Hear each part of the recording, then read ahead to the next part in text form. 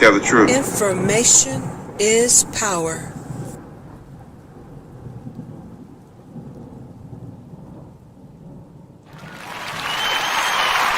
Tell the truth. Tell the truth.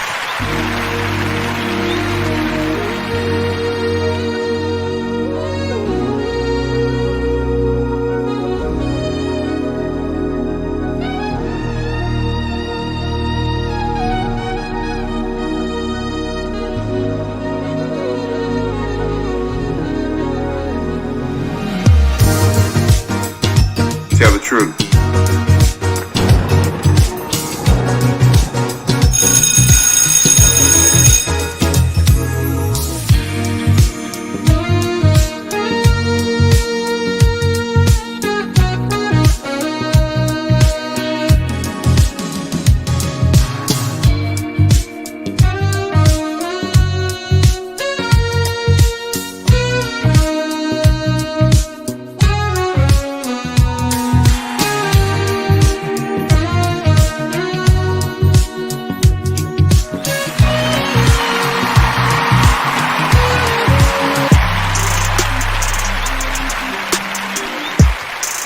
Tell the truth. Information is power.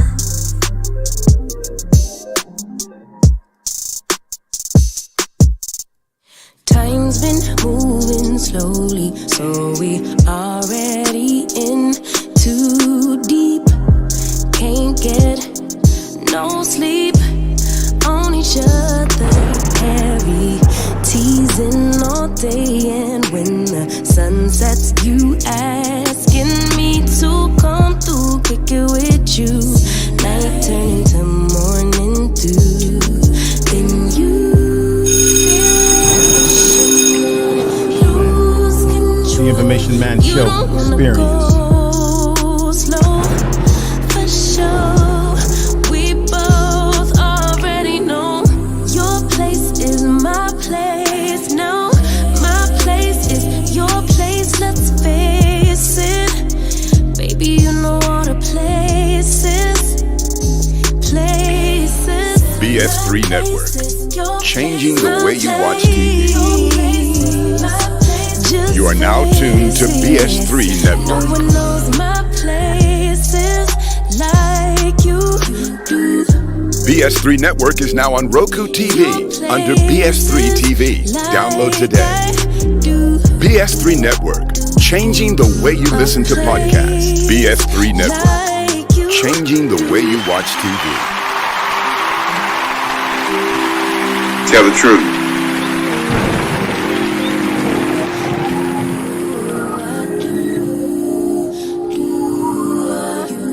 Baby, don't stop.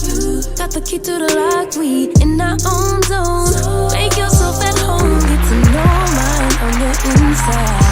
Give me the joyless time. In you.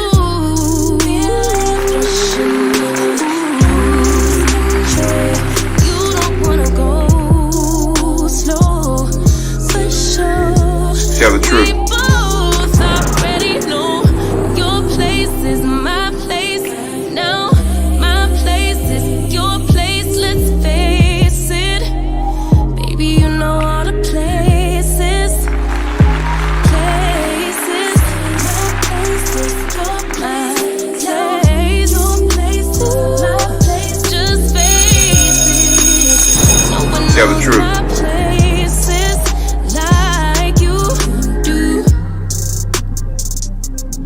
Your places like I do. My place like you do.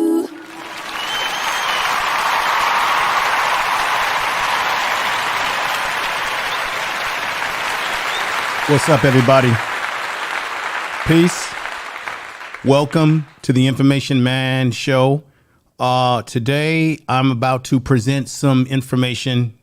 This is the reason why when I started YouTube, this is the real reason why I started YouTube, because I want to be able to be effective in providing information that can enlighten people's minds, wake us up, give us a critical way to look at what's happening, because the news media doesn't always tell you the truth about what's Tell the really truth. going on in this world, and particularly what's going on with people that look just like myself.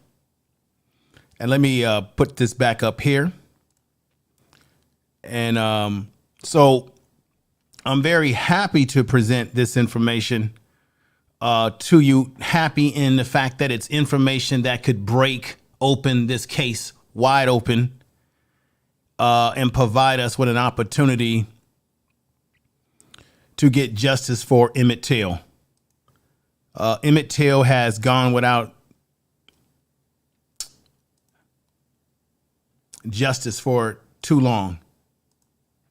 And let me fix something real quick here as I continue on with the presentation.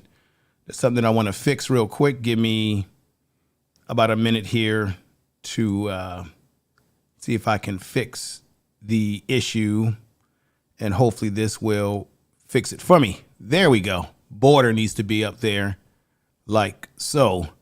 And let me pop this back up here like so. There we go. Wanted to make sure that that's on there the way it needs to be. The DOJ closed this case, and I'm going to tell you all today that everything that we've heard about the Emmett Till case, we know that back in 1955, we were living in a segregated society. Racism was at an all-time polarization. Black people were treated awful.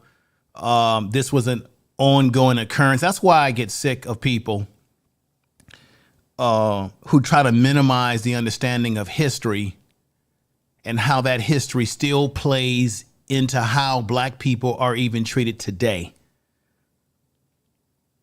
Emmett Till was hung. He was mutilated like many black men and ladies at that time. He was seen as throwaway, as being worth nothing.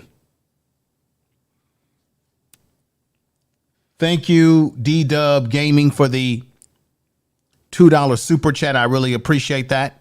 Thank you for the super chat. Appreciate you.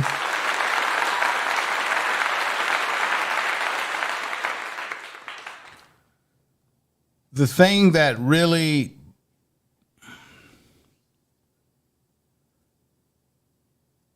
I'm just going to say it. I can't call myself a content creator, and I can't call myself black media. If you're going to call yourself black media, you should be covering this story. Now, you may say, oh, well, we know about the Emmett Till case. It happened in 1955. They said that he whistled or he did something towards a white woman and blah, blah, blah, blah, blah. And everybody's gotten the story all mixed up. Or if you call yourself black news or black media, you should be covering this story from this point of view. The DOJ, as I said before, closed this case, which tells you that this country ain't interested in solving the cases of black people. Now, the DOJ shut the case down under your president, Joe Biden. The president who said, and look, don't get me wrong, Donald Trump didn't do shit either. He ain't worth a penny and a nickel. And you've got Negroes here on YouTube who were defending this man when you bring up the case in which you had the Central Park Five, that he took out ads and he delegated, he threw them in the dirt, never gave them a public apology, even though they were found innocent. And you got Negroes on YouTube that will still say, oh, well, Trump ain't never been racist towards black people. Yes, he has. You can go back to his housing discrimination in New York. The same attitude that Trump has, the same attitude that Joe Biden has, and all these other presidents and all these other politicians that we've had have done nothing for us. Joe Biden said he was going to be the social justice president. He was going to do A, B, and C. Been in office, ain't done nothing. They can't even get a George Bill George Floyd bill passed. They just passed the anti-lynching bill. And I'm going to talk about that anti-lynching bill, which should have been passed years ago, as it relates to this case with Carolyn Bryant and the warrant that they found.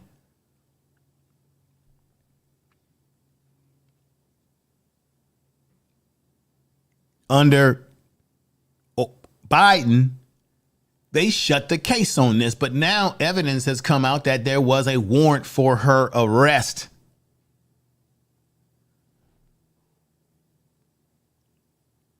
Now, you might be thinking out there that, okay, info is going to focus on the warrant. That's too easy. Oh, he's going to say, we got the warrant, so let's get her now. What I'm going to play for you today is right off the mouth of his cousin, his most youngest cousin of Emmett Till. Here she is right here.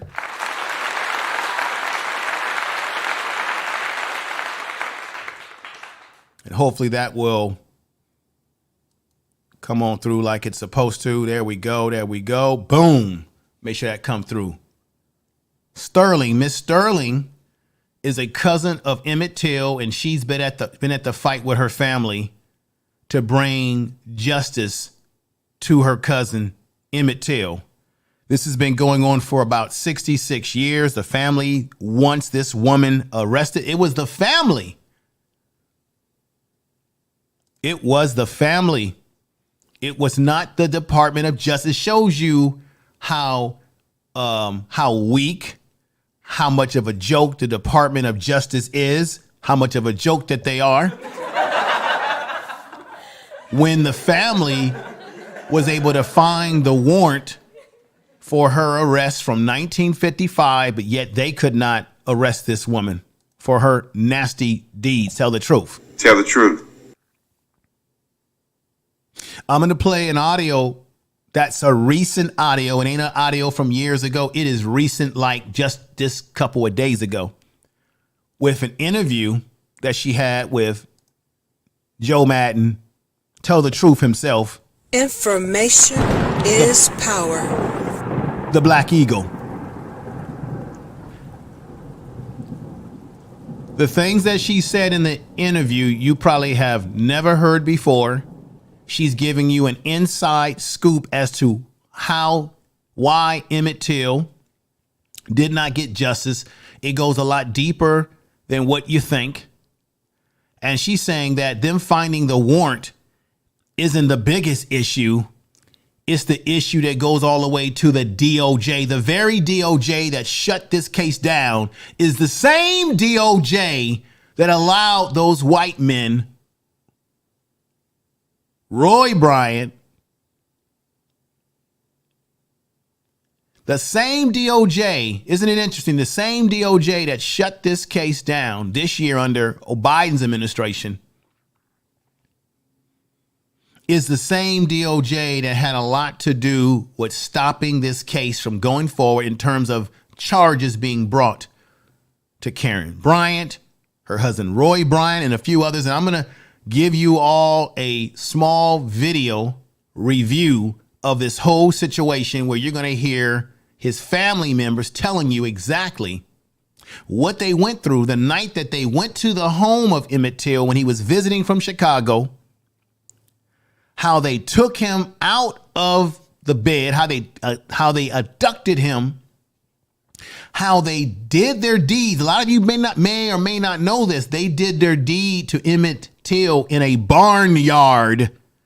And there was a brother who heard the screams of Emmett Till in the barnyard, in a barn.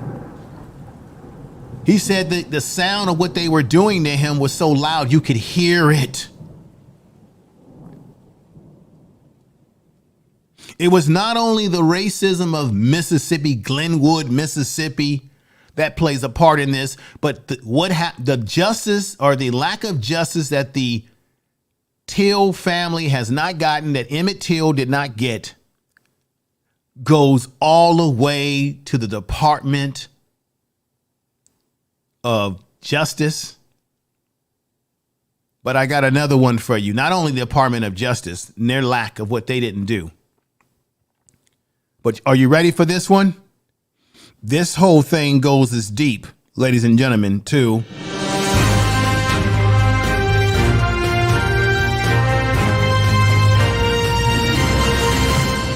information is power. This is the Information Man Show. This goes as deep to the level of the Department of Defense. That's right.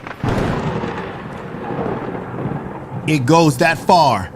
They got off not only because of the local attitude of the people at that time and how they told the white folks that were on that jury, if you let this 14-year-old, this boy, you know, they called us boys back in them days, if you let him be free, you're going against the white power structure. You're going against your own race. And y'all, and people tell us today, oh, it ain't about race, that race don't matter no more. Oh, police don't look at us based on race. No, race has been a big part of American society. It's what built the goddamn society. It is built on the foundation of our people. So the Emmett Till case, those white men got off not only because of the local government, the DOJ not doing their job, but it goes all the way to the Department of Defense. And you say the Department of Defense, Information Man, what is the Department of Defense, which is military, got to do with Emmett Till? You're going to find out right now. Is it related to one of his relatives? Because this sister right here, who I'm proud to have the audio right here,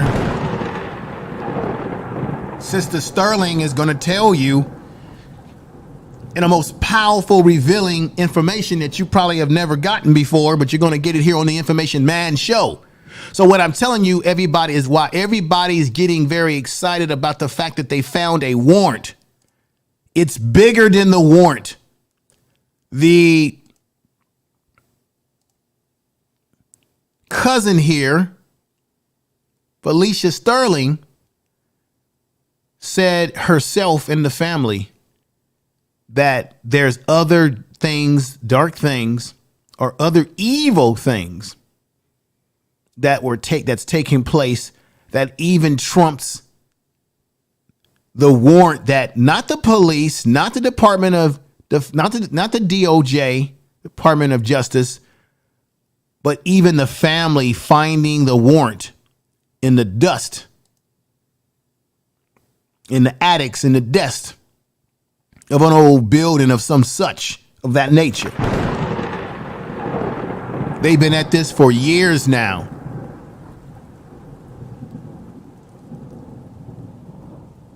Let me also, you say, what does Rosa Parks have to do with all of this? Oh, she got a lot to do with all of this. Because one of the misnomers that people have always said over the years, that the reason why Rosa Parks did not give up her seat on the bus during that time was because she was tired and her feet was sore. That's a damn lie. Joe Madison himself, who knew Rosa Parks personally, was friends with Rosa Parks, said in an interview when he interviewed her and talked to her when she was still in the third dimension living with us, that Rosa Parks said the reason why she did not give up her seat on that day was because she could not stop thinking about Emmett Till. She could not stop thinking about Emmett Till and what had happened to him due to this white woman's lie. Tell the truth. Tell the truth. She said that's what really bothered her on that day, that she did not give up her seat. Not because she was tired or her feet were tired. It was because she was sick and tired of what was happening to black men. They were attacking not only black men in these days, they were attacking young black males, young black children, which they're still doing today, ladies and gentlemen. Empress Queen has given me a $10 super chat. Thank you. Thank you for the super chat. I appreciate that. Thank you very much, my sister, in the chat room there. We've got Stephen Gilmore. Queen is in the house. DOD is in the house. Reliable. Deborah Guns. Sister Joe is in the house. Good to see you here. A lot of great first shares in the house. I really appreciate everybody that is here. Let me, there's somebody I'm going to mod up who deserves a mod up. Been rocking pretty heavy with Information Man Show. I thank you again, everybody. Thank you for the super chat.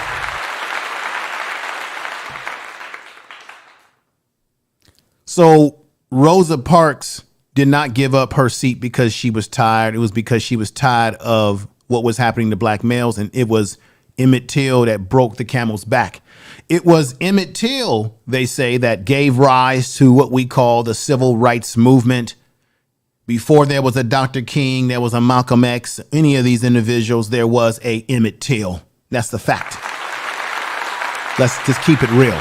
Now, for those of y'all that think that Rosa Parks was just, a passive individual within the civil rights movement, thank you again, Dub Gaming, for the $15 super chat. Thank you again. Again, I see that. Everybody. Thank you for the super chat. Now, right here is a exclusive picture of Rosa Parks. You can find this picture.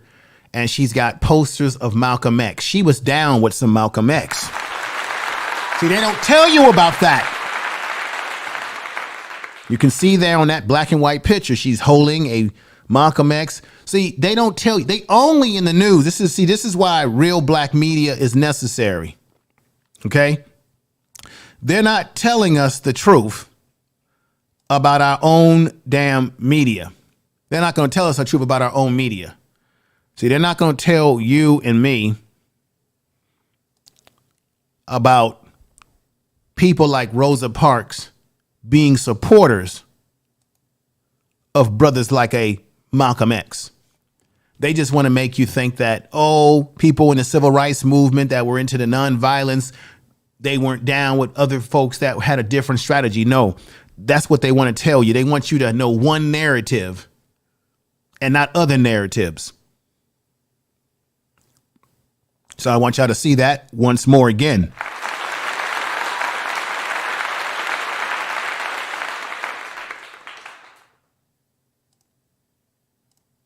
I thank everybody in the chat room that's here today. And I'm going to say it again. If you are calling yourself B1, we know the terms, that you are about black media, you need to do an editorial on this situation. You need to talk about it, whether you podcast, whatever you do, you need to talk about it. I've got 85 people watching, and I appreciate and love you all for that. Clap to all of you, because I get a little concerned. I say, will this content bring out people as other content? Well, because I think everybody needs to hear the information that I'm about to lay down today. So with all that I've said so far, my opening dialogue here, let's get to a short video. This was from 60 Minutes some years back. You're going to see Ed Bradley, who unfortunately is not with us anymore, who did a great job in this interview. I just want to play this first to lay down a reminder for people who have forgotten all the players that were involved in doing what they did to Emmett Till, the atmosphere of what was happening at that time, and what they did to try to terrorize black people. So I want you to see this video. And then from this video, we're going to go into the audio where his cousin will now break down to you how they found the arrest warrant. What does it mean? What are the gritty details that we may not know, that you may not know, that she's going to now tell that she told to Joe Madison? Then, and I should have gotten in contact with the Empowered Esquire and had her on.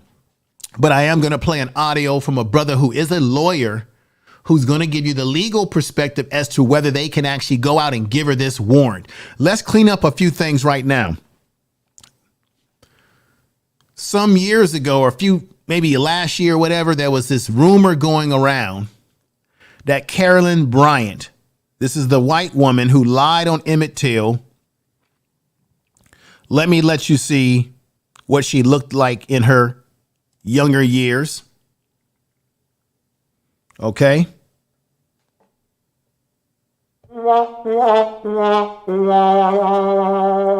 Here is she right now. And she's living her best life. This woman is living her best life. She's got grandchildren, the whole 9 yards, living her damn best life. There was a rumor that she was in hospice care, that she was on her last leg and she had died. That's not true. That's BS. She is alive, ladies and gentlemen. So let's just get that part out. She's alive. Now there's a debate about whether she lives in North Carolina or whether she lives in Mississippi. Now the question is, if she's in North Carolina, okay? If she's in this is what she looks like today. This is what she looked like in yesteryears, right? That's what she looks like today. Now the question is, if she is in one of these states, can they issue a warrant to her? This is the question. If she lives in North Carolina, can they issue her a warrant when the warrant is for North Carolina and she does not live in North Carolina? Two, can they issue her a warrant if the case is already been decided in 1955 when they found her husband, Roy Bryant, and the rest of those monkeys? They called us monkeys, so I'm going to call them monkeys too.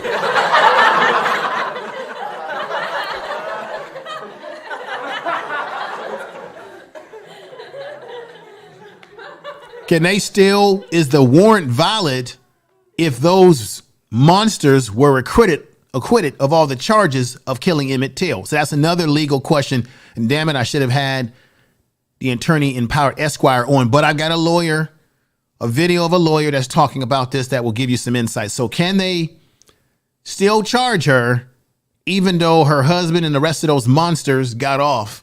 And can they still serve her in terms of what is the statute of limitation? Legally, and I am correct about this, and I know this, there is no statute of limitation on murder, and that's what they did to him. They murdered him. So therefore, you still should be able to hold her accountable for the murder.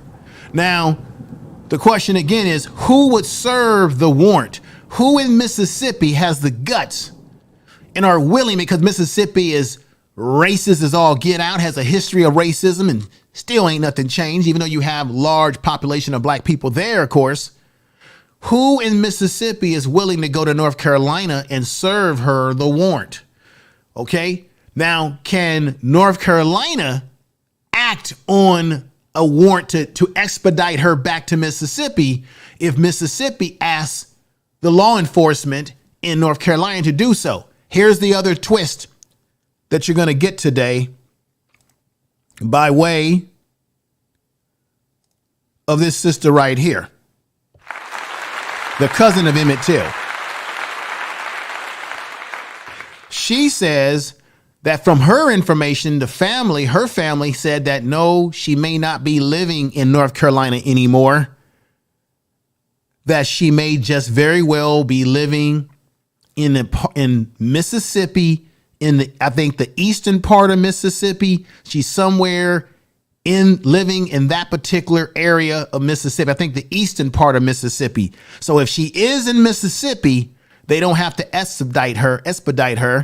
They still can get her because murder has no statute of limitation, ladies and gentlemen. But the question is the warrant still valid if they found her husband and the rest of those rats to be innocent and acquitted of all? They're not innocent. They were acquitted of these charges. And a lot of this came down from the Department of Defense, and you're going to find out from her mouth right here. She's going to talk about it.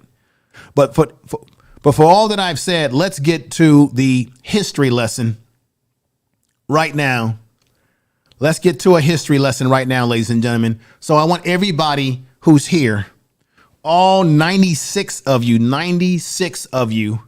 to be patient. I want you, this is a lesson plan today. I want you to sit back, have a drink, have something to eat, watch. I want you to listen to this video, this historical video, Ed Bradley interview. And then after we come out of that interview, I'm going to play an audio of a brother who's a lawyer telling you the legal aspects of what they could possibly do to her right now in 2022. Then we're going to go into the audio portion of the program with her, with the cousin speaking about this matter. And I want to also remind everybody of this. I'm going to play, I want you to look at this very clearly up here next to me. The Blood of Emmett Till by Timothy B. Tyson. Timothy B. Tyson, he's a white man. He wrote a book about Emmett Till, what happened to Emmett Till, but he got exclusive interview with Carolyn Bryant, in which she admitted in the interview that Emmett Till never did anything sexual towards her, never did anything physical towards her, and that she admitted that he should have never been killed like he was killed. But then again, she's the one that, how do we say it in 2022? She's the one that put the damn batteries in the white men's back and her husband's back, damn it. Then in the interview, she says to Timothy B. Tyson, oh, that was a long time ago. I don't really see, they always do this shit. Oh, I don't really remember everything that really happened. But all I know is that all those people that were involved in it are dead. Yeah, but you're not dead and you should stand trial. Now, there's some people that are going to say, if there's anybody black out there who got this in their mindset that, well, she old, come on, leave it alone. What are you talking about? The woman is in her 80s. Don't give her a damn warrant. Don't pick her up and put her in incarceration. Oh, come on, she's old. She may not remember any black person, anybody that's saying that, you can kiss my ass. Where the sun don't shine. Bullshit. You would never hear Jewish people say that. During the Holocaust, you had all types of Nazi war criminals, and the Jewish community went after every single one of them, many of them that fled to Argentina, and they're still looking for them today. You got people that did war crimes who were living in European countries or South American countries for decades, and they got caught and they were brought to justice. So any mully mouth person out there saying, oh, leave it alone, it's been 66 years. Damn it, you got Nazi war criminals that have been captured after 80 damn years in their old age. 70 years, 60 years. Don't give me that BS. I don't care if she's senile. I don't care what. She's got to pay the price. Check out the book, The Blood of Emmett Till, Timothy B. Tyson. And I'm going to play a small clip today. See, I'm coming with the information. On the Information Man Show, you're going to get the information. You're going to get the definitive information here. I'm going to play a small clip of his interview with her where you're going to hear her admit. And then when he met with her, he kept talking about how she sort of was like a church lady and she offered him coffee and tea. You know, all that type of bull crap.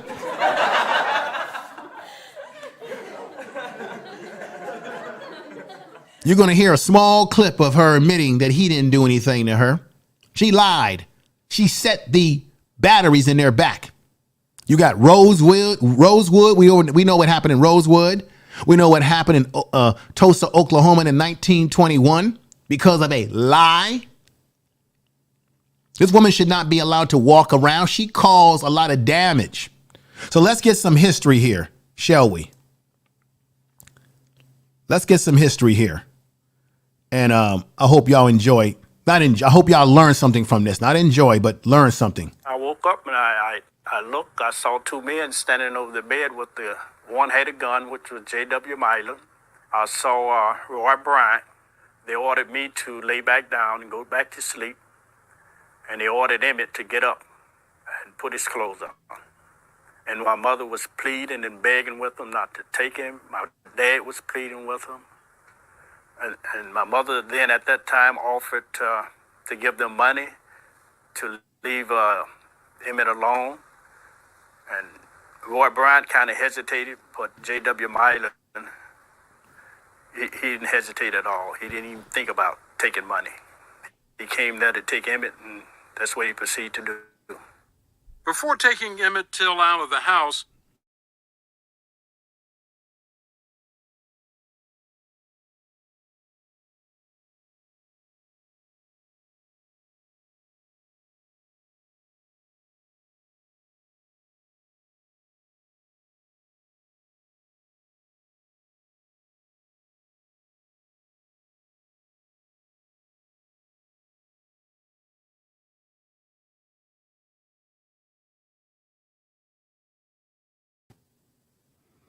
All right, little bit of technical problem. So what I'm going to do is I'm going to load it back up and get it back to where it last left off. So don't go anywhere, anybody.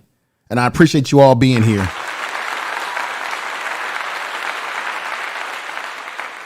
All right.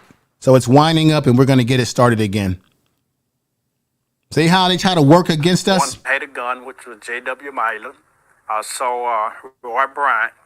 They ordered me to lay back down and go back to sleep. And they ordered Emmett to get up and put his clothes on. And my mother was pleading and begging with him not to take him. My dad was pleading with him. And my mother then at that time offered to give them money to leave Emmett alone. And Roy Bryant kind of hesitated, but J.W. Mylan, he didn't hesitate at all. He didn't even think about taking money. He came there to take Emmett, and that's what he proceeded to do. Before taking Emmett Till out of the house, Simeon Wright says J.W. Milam threatened his father, Reverend Mose Wright. Before they left my room, he turned and asked my daddy how old was he. My daddy told him that he was 64, and J.W. Mylan said, if you tell anybody about this, you won't live to get 65. Well, what did you think then? This man wasn't afraid of the law. Here he marched into my home, take out my cousin, and wasn't afraid the law was going to bother him. This must have been terrifying for you. I mean, you weren't 13 yet. You were No. 12 years old. 12 years old. Lying in bed in the middle of the night, two white men come in, one with a gun, and tells your cousin to get up and get dressed. Yes. I'd have been scared to death. Not only afraid, but there was a sorrow, a sadness over the whole house. It looked like you could cut the grief in the house. Because after they left, no one said anything, hardly. All I could hear my dad say was, On August 31st, 1955, 3 days after he'd been abducted, Emmett Till's mangled body was found by a boy fishing in the waters of the Tallahatchie River not far from Money. His body had been weighted down by a 75-pound fan from a cotton gin attached to his neck by barbed wire. He'd been badly tortured. An eye was detached, an ear cut off, and he appeared to have been shot in the head. His death was the birth of a powerful and lasting symbol of Southern racism in the 20th century.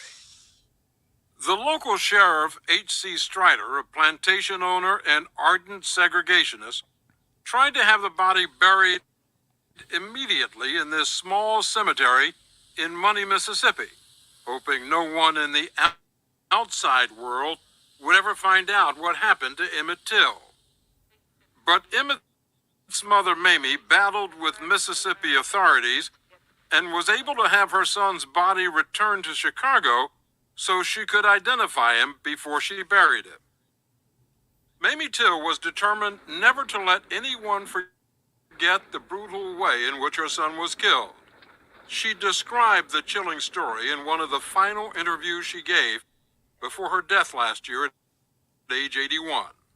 I looked at the bridge of his nose, and it looked like someone had taken a meat chopper and chopped it.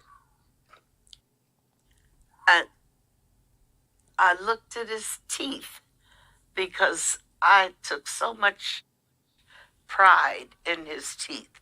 His teeth were the prettiest things I'd ever seen in my life, I thought.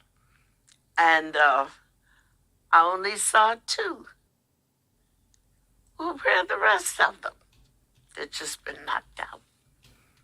And I was looking at his ears, and that's when I discovered a hole about here, and I could see daylight on the other side.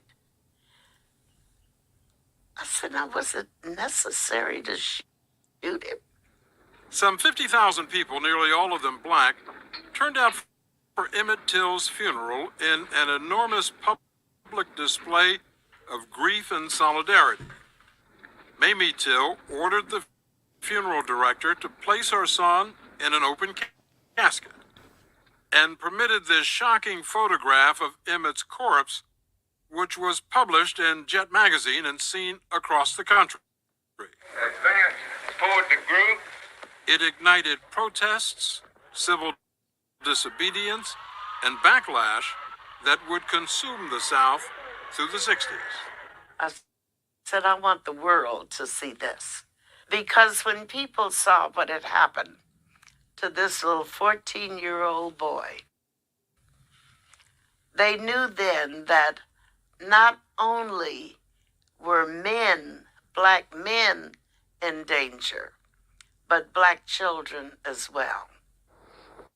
The same day that Emmett Till was buried, Roy Bryant and J.W. Milam were indicted on charges of kidnapping and murder. Their trial was held in the small Mississippi town of Sumner, billed as a good place to raise a boy. The star witness was Emmett Till's late great-uncle, Mose Wright, who bravely stood up in the courtroom and pointed his finger at Milam and Bryant as the ones who had come to his home and abducted Emmett Till at gunpoint. Another key witness was an 18-year-old sharecropper named Willie Reed, who said that on the morning after Emmett Till was abducted, he saw Emmett on a truck with 6 people: Roy Bryant, J.W. Milam, 2 other white men, and 2 black men who worked for Milam. Soon after, Reed said he saw the same truck parked in front of a barn managed at the time by Milam's brother, and heard the screams of a young boy he presumed was Emmett Till. Today, at age 67, Reed says he still cannot get those sounds out of his mind. I heard the streaming, beating, streaming, and beating. And I said to myself, I said, man, I'm beating somebody in that barn. I can hear it beating. The licks, I can hear the licks. You could hear the licks? Yes, you could. You could. According to Willie Reed and another witness, 4 white men came out of the barn, including Milam, who walked right up to Reed carrying a .45 caliber pistol. Milam was coming out of the barn, so he actually said, listen, did you all hear anything? And I said, no, I haven't heard anything. Why would you say that? I mean, you had heard something. You had heard screaming. You had heard somebody being beaten. Yeah, I saw somebody being beaten. But then you see Milam come on with, like I said, with the khaki pants on and a green shirt and 45 on his side. Then he asked you, man, what you gonna say? You didn't hear anything. I didn't hear anything. You knew that's what he wanted to hear. Right. When they found the body, did you put 2 and 2 together and think that what you had heard going on in that barn, that was Emmett Till? I'm sure. I was sure then. Fearing for his life after testifying against Milam and Bryant, Willie Reed was smuggled out of Mississippi. He went to Chicago, where he suffered a nervous breakdown and was hospitalized. You good man. You had a lot of courage for 18-year-old. I think there are a lot of people who would have walked away from it. Wouldn't have said a word. No, I couldn't walk away from that like that. Because Emmett was 14, probably never been to Mississippi in his life. And he come to visit his grandfather. And they killed him. I mean, so that's not right. I saw, when they in the picture, they saw his body, what it was like. then I knew that I couldn't say no. As the trial drew to a close, attorneys for J.W. Milam and Roy Bryant warned the all-white jury that if they voted to convict, quote, your forefathers will turn over in their graves. It took the jury just an hour and 7 minutes to return a verdict of not guilty. One juror said it wouldn't have taken that long, but they stopped to take a soda pop break to make it look good. A soda pop. Milam A damn and soda Bryant pop were break. Y'all heard congratulated that? by their many supporters and kissed their wives in celebration. How do you folks feel now that it's all over? Roy, how about you? I'm just glad it's over with. 4 months after the trial, knowing that double jeopardy protected them from being tried again, Roy Bryant and J.W. Milam admitted to a reporter from Look magazine that they had in fact tortured and murdered Emmett Till. They were paid $4,000 for their story. In it, Milam said, I just made up my mind. Chicago boy, I said, I'm tired of 'em sending your kind down here to stir up trouble. Damn you, I'm going to make an example of you. Emmett Till's family has had to live with that for nearly 50 years, that his killers confessed and nothing ever happened to them. Now, with a new government investigation underway, Simeon Wright hopes someone will finally be held accountable for the murder of his cousin.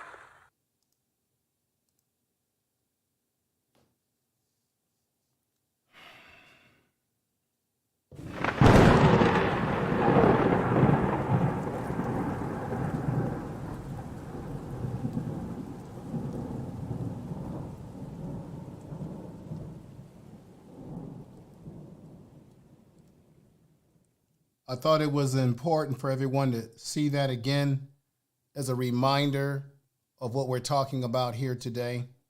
This book right here, you might want to check this out. This is the book, The Blood of Emmett Till by Timothy B. Tyson. You can go online. He interviewed Carolyn Bryant, where she did admit that that Emmett Till never did anything sexual towards her. But yet she lit the match. She put the batteries in the back of her husband and that guy Myers, and they did what they did. And you saw right there near the end of that presentation, and that was Ed Bradley. We don't have great reporters like Ed Bradley any damn more.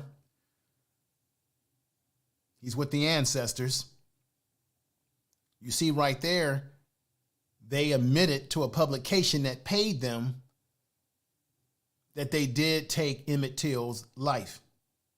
This is a damn, and I'm going to say a damn shame.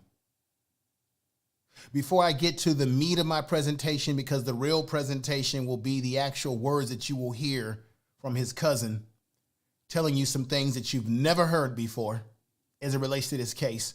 Let's get the legal expectation. And I should have gotten the Empire Esquire on with me today.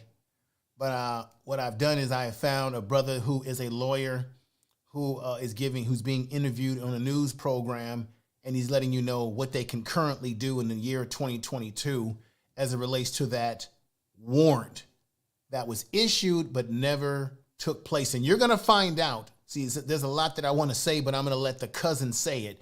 You're going to find out in that audio that I'm going to play in just a little bit why they never arrested her. The reason why. You're going to see how all the players, all the politics that was going on, that still goes on to this. Sorry about that. My mic was still off. Sorry about that, folks. Let me say it again. That was very powerful video that I wanted to play to remind you as to what just took place all those years ago. Thank you for those of you that were trying to remind me that my sound was off. I apologize for that. But that video is a reminder of what happened, just to refresh our mind of the things that were going on in those times. You had Roy and you had Myers, who both got off for killing Emmett Till. They admitted in a publication, as you saw on the video, that they did kill him. You have up here The Blood of Emmett Till by Timothy B. Tyson, where he interviewed her and she admitted that she did take Emmett Till, that she did lie about Emmett Till touching her and doing something inappropriate towards her. Either way, he should have never been mutilated and tortured and kidnapped in a way that he was kidnapped. And you saw in the video, the brother who was 66 years old at that time say that there was a barn, and they showed you the actual barn where they did the things that they did to him to kill him. What I want to do is I want to play you right now the audio that's related to this book that I have here before I get to the video of the lawyer telling you why they could possibly still use that warrant to put her under custody. Let me play something for you. This is right out of this book, The Blood of Emmett Till. This was an interview by Timothy B. Tyson. Now, you're going to hear him say how when he met her that she seemed nice and she seemed like a church lady. But you're going to hear her, as she invited him in, say a few things that should definitely say to you, this woman needs to be filed under charges. She put out false information. And she tried to play the role like, oh, everybody's dead and I don't really remember and all that BS. But then she did admit that Emmett Till never did anything sexual towards her. Let's play that right here, right now. I was a church lady I had ever met. She was, seemed fairly old, and she was in poor health, it appeared. Mm-hmm. But, she gave me I walked in the door, she gave me a hug and gave me some pound cake and coffee, and, it was like being at a church social. Joe Madison's interviewing him for a little while. And then not too far along, she sort of muttered, "They're all dead now anyway." Wow. I guess meaning her relatives and anybody who would be mad at her for talking. Yeah. And wow. And we're talking about Carolyn Bryant. The part about the sexual part or the assault part of the story that she told on the stand in 1955. She said, that part's not true. And wow. I asked her, of course, as anyone would, well, what was true? What did happen there? Yes. And she said, honestly, I would love to tell you, but I can't really remember. She said, and I thought this was actually pretty thoughtful, because she was really saying, I can't reliably remember. She said, here we go. You tell these stories over and over again until they seem true. But that part, she said, that is not true. And then she said, nothing that child ever did could possibly justify what happened to him. Because her testimony, as you wrote, depicted something tantamount to a rape attempt. Yes, it involved grabbing her, chasing her down the counter and grabbing her, speaking filth to her and pinning her at the registrar. A sexual assault. Yeah. Okay. So you heard for yourself. This is about telling the truth, right? Tell the truth. Tell the truth. This is about truth, ladies and gentlemen. You heard for yourself the words that came out of her mouth. Tell the truth. Tell the truth. You heard for yourself the words that came out of Carolyn Bryant's, as he was saying that he interviewed her, and she admitted that Emmett Till never did anything of a sexual nature towards her. She changed her testimony, what she gave on the stand. So now you would say, can that be used against her when they've got this new evidence that there was a warrant for her arrest? And you're going to find out why they didn't arrest her in a moment. And she got on the stand and said one thing, but now there's lots of evidence of her recanting her statement. Myers and Roy Bryant, who was her husband, Roy Bryant and Myers, who you heard on the video that I played with Ed Bradley, 60 Minutes, they came out, they lied on the stand and said they didn't do anything to Emmett Till, but then turned around and admitted to a publication that they got paid for that they did kill him. Then you saw in the Ed Bradley story how white people put the pressure on them and say, hey, you can't say that you did this to this boy. You got to stand up for the white race. And of course, they said in that video that they had a little break with Coca-Cola and things of that nature, playing the game. You see, these are the things that went on in this country. And this is why we have the stereotypes and all the different things, all the injustice. It all has a blueprint and comes from somewhere. Shit has not changed.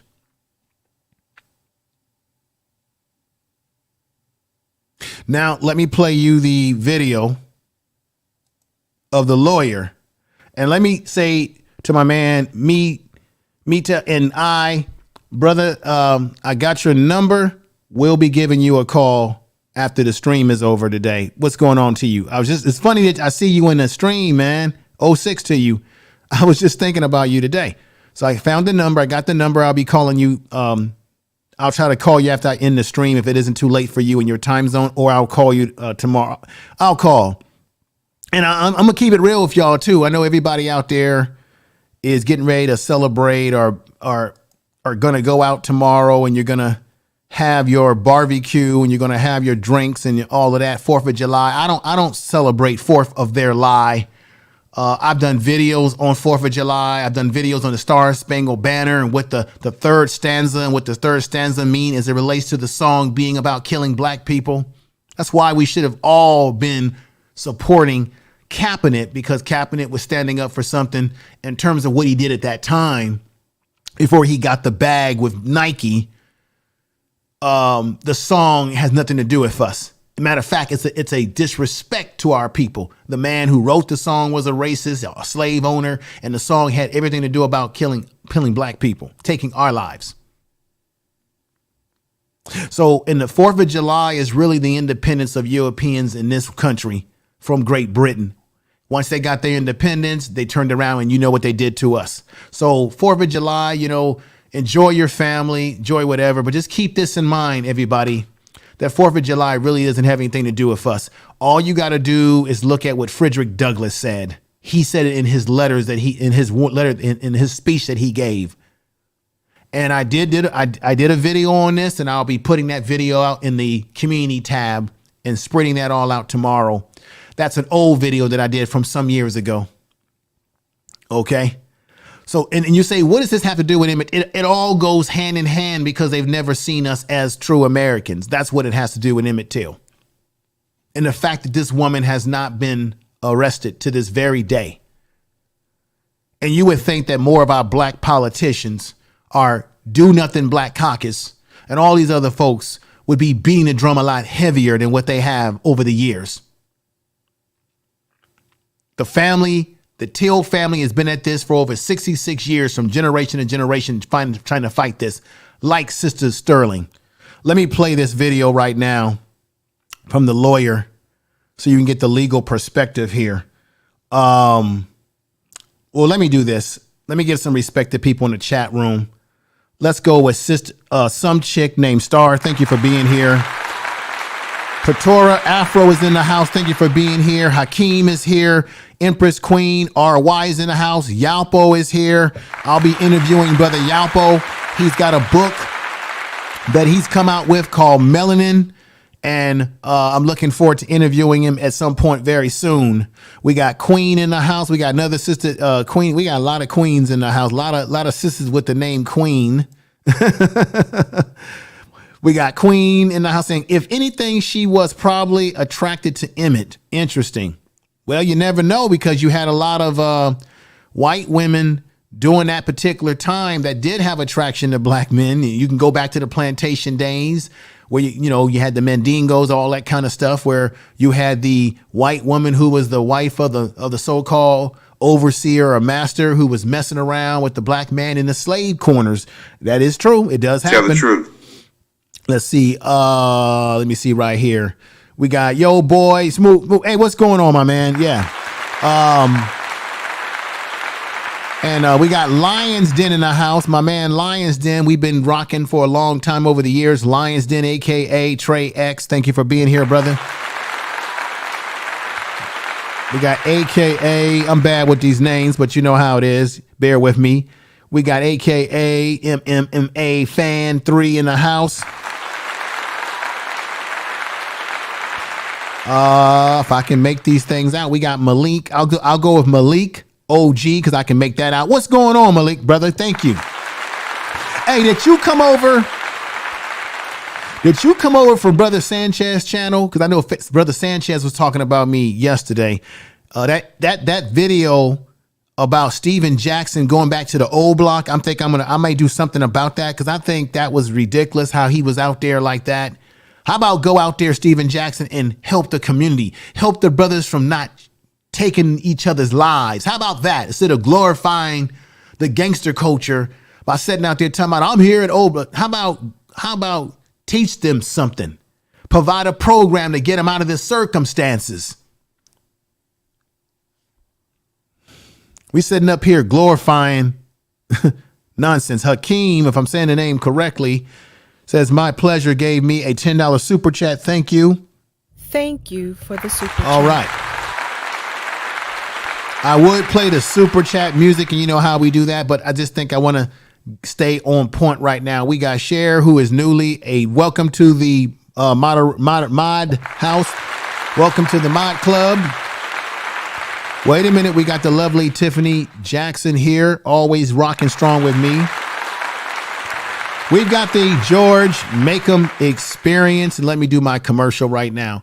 George Makem is a brother who is very known within the Black conscious community in our country today. He is also a brother who has Urban Nerds Worldwide. It is a program where he is mentoring, providing information and instruction, education, and a different way of looking at the world through the eyes of science, STEM, and education, mentorship, and Black men standing for what is right with helping our young men and our young ladies. He is a community man, a family man. You see him all the time on his channel with his son. You see he's doing some great things on TikTok, great things on YouTube. Support the Urban Nerds Worldwide. Now, unlike some people who claim that they're building a school, and you know who I'm talking about, and saying that they've got a nonprofit status, George Makem Experience has an organization that does have a nonprofit status, so that if you give them money, $5, $4, $6, $10, and guess what? You actually get something for your money. You can buy some of his beautiful gear.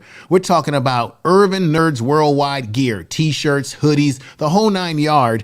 It goes as a proceeds towards his organization and the things that they're doing, taking kids out, letting them see different things, exploring science, whatever it is in his community. And George Makem wants to expand Urban Nerds Worldwide to a community near you. So definitely help out George Makem. He has a website. You can look it up yourself as Urban Nerds Worldwide. George, take it away, brother, and go ahead and drop the links to the website in the chat room, brother, because you are a mod here. Drop all the information so that people can come over and support what you're doing. This is what it's about, ladies and gentlemen.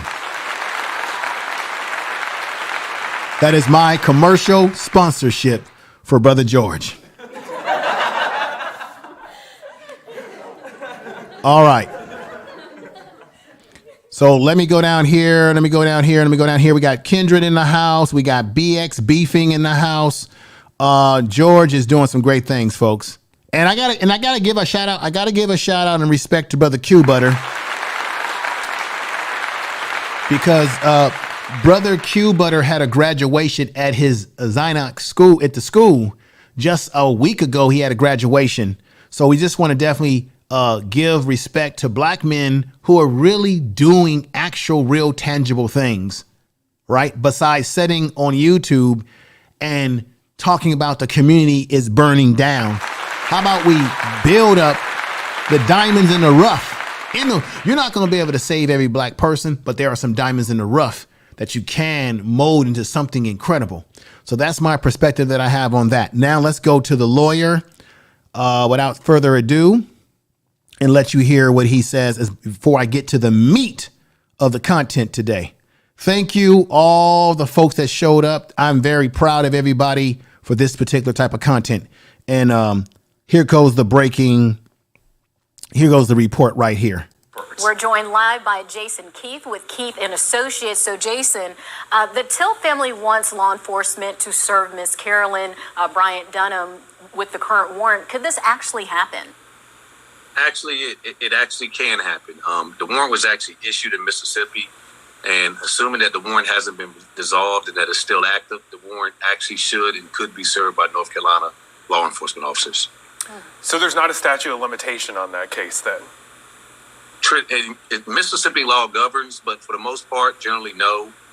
Stale warrants are usually served. They usually stay alive until they're actually served on the individual in the cases. And what would that process look like? I mean, could North Carolina initiate it since she's here, or would it have to come out of Mississippi?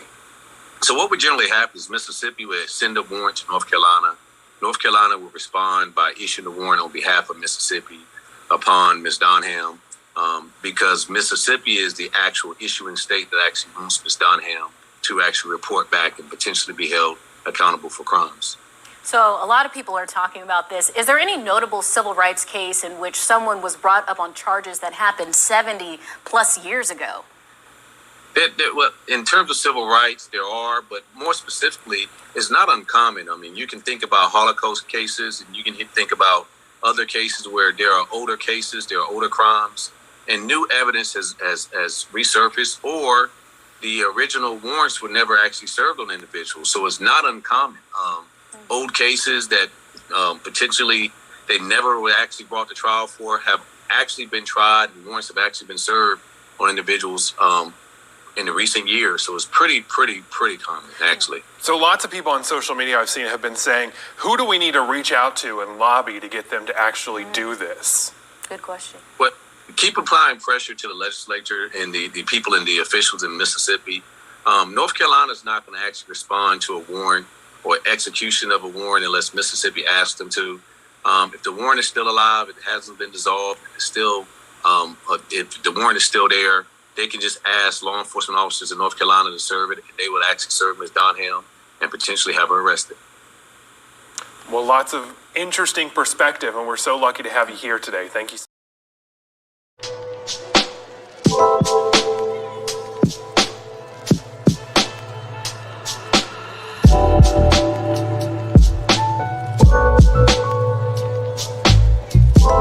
You are listening to Information Man. Please make sure to subscribe to his channel.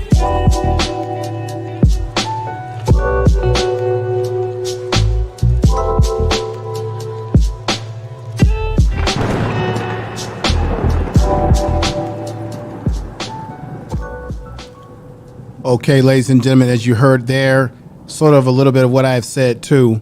He said that North Carolina can issue the warrant if they're getting support from Mississippi.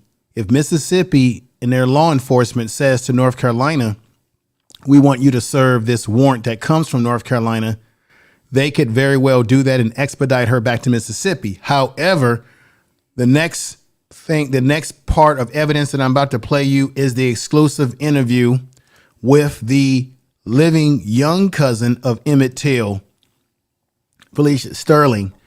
And she says the family has been doing research, and they believe that she may not actually be living in North Carolina, and she may actually still be living in Mississippi. She also dispelled the rumors, as you're going to hear in the audio, that this woman has been in a hospice care. That was put out there some time back. It's not true. She's not in a hospice care. She's still living. So we're going to get into that right now. I have it prepared, ready to go.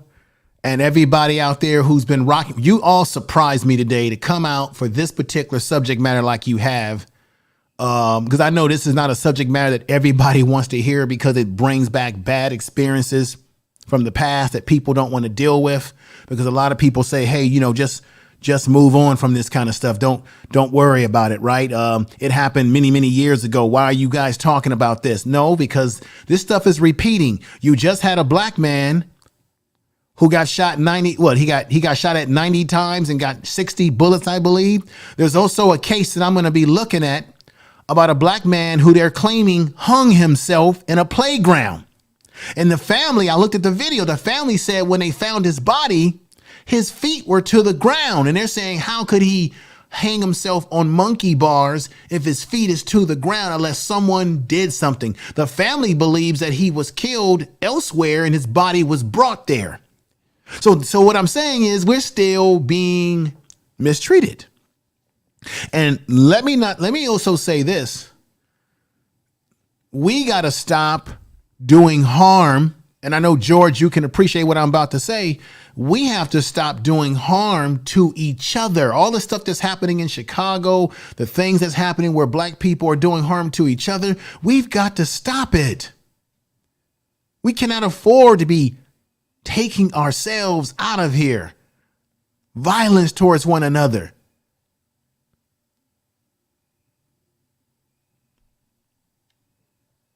With that said, I want to play this audio. This is from this sister right here by way of Joe Madison, the Black Ego. Please listen to this. Please don't leave the program. It's 11 minutes, but you got to listen to all 11 minutes because you're going to get a perspective on this case that you don't have coming from the family member that has some insight information that the news is not always telling you. Here we go.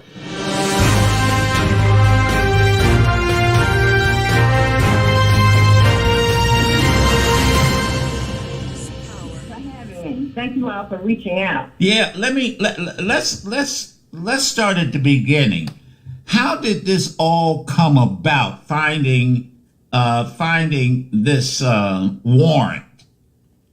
Well, the family has been touching base with the Department of Justice, and we met with them March 8th of this year, and we asked them about several factors of how we could have a warrant, the search warrant, to go after Carolyn Bryant. And no one knew anything. The DA who was there, the heads of the DOJ from Washington were there, and no one said anything about this warrant. They had no idea where the warrant was.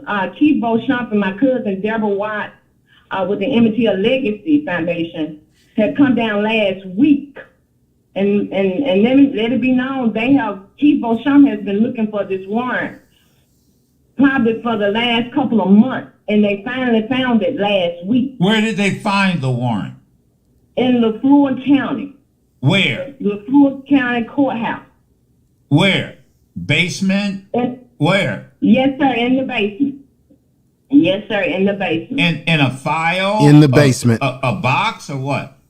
Yes, sir, and they filed.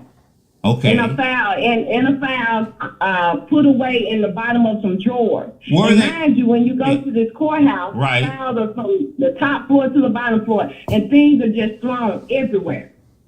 So it was hard. It was like looking for a needle in a haystack. How did they know the warrant existed? I don't know if you watch documentaries from back in the day, but there are some documentaries with Elliot Gorn and Kalia Chisholm that talks about documents of the arrest warrant that was served, that was supposed to have been served, and they talked about them not serving her because she was a white woman, with 2 small kids, and they didn't feel like she needed to okay. All right. So that had been documented. All right. And what was the arm? Ladies and gentlemen, to break it down, they did not arrest her on the bench warrant, as the sister said, because they were concerned about this woman's kids, that she had children. Do you understand what I'm saying to you? Do you understand what she just said? Put a 1 in the chat room. They did not give her a warrant. They did not act on the warrant in 1955 for her arrest because the warrant said that she was an accessory to the crime. And they were so concerned about this white woman being taken away from her children. But do they care about children that are being taken? Do they care about black children who have parents that are taken away from them? Huh? In Mississippi, they would go in the Ku Klux Klan. They would go into black folks' homes and take the father out, lynch black men, do all types of harm to us, reputable harm to children. black children, and they did not act on it because they were concerned about her children and her being taken away from her children. Can you believe that? Back to it. Warrant, I know it was for her. What was it? Was it about, I mean, what was it murder?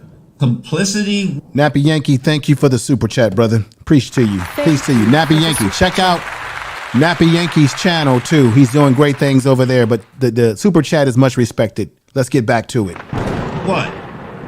It was accessory. Accessory to the crime. Yes, sir. Yes, sir. And like they said, it was never served. So let me play amateur lawyer here. So yes, so in other words, her husband, who finally admitted, along with that they did kill Emmett Till, there is the thinking is she knew that she may have known the plan to kidnap your cousin, and that's what makes her an accessory. Yes, sir. Yes, sir. And it makes it obstruction of justice too. And see, back in that time, you have to remember, you got United States Senator James Eastland, and you got John Stennis, who had reached out to the Department of Defense to get Louis Till's files to use them in court. Again, to actually support J.W. Milam and Roy Bryant. That's the reason why they were acquitted. You had U.S. political figures involved in this case back then. So we know why Carolyn Bryant didn't go to jail or the arrest warrant was served. Think about it. And that's also documented. So the U.S. government got involved in stopping them from being prosecuted, ladies and gentlemen. See, we have no friends, but we have plenty of enemies. It was Easton, a politician, and she also is going to say that she believes that Roy Bryant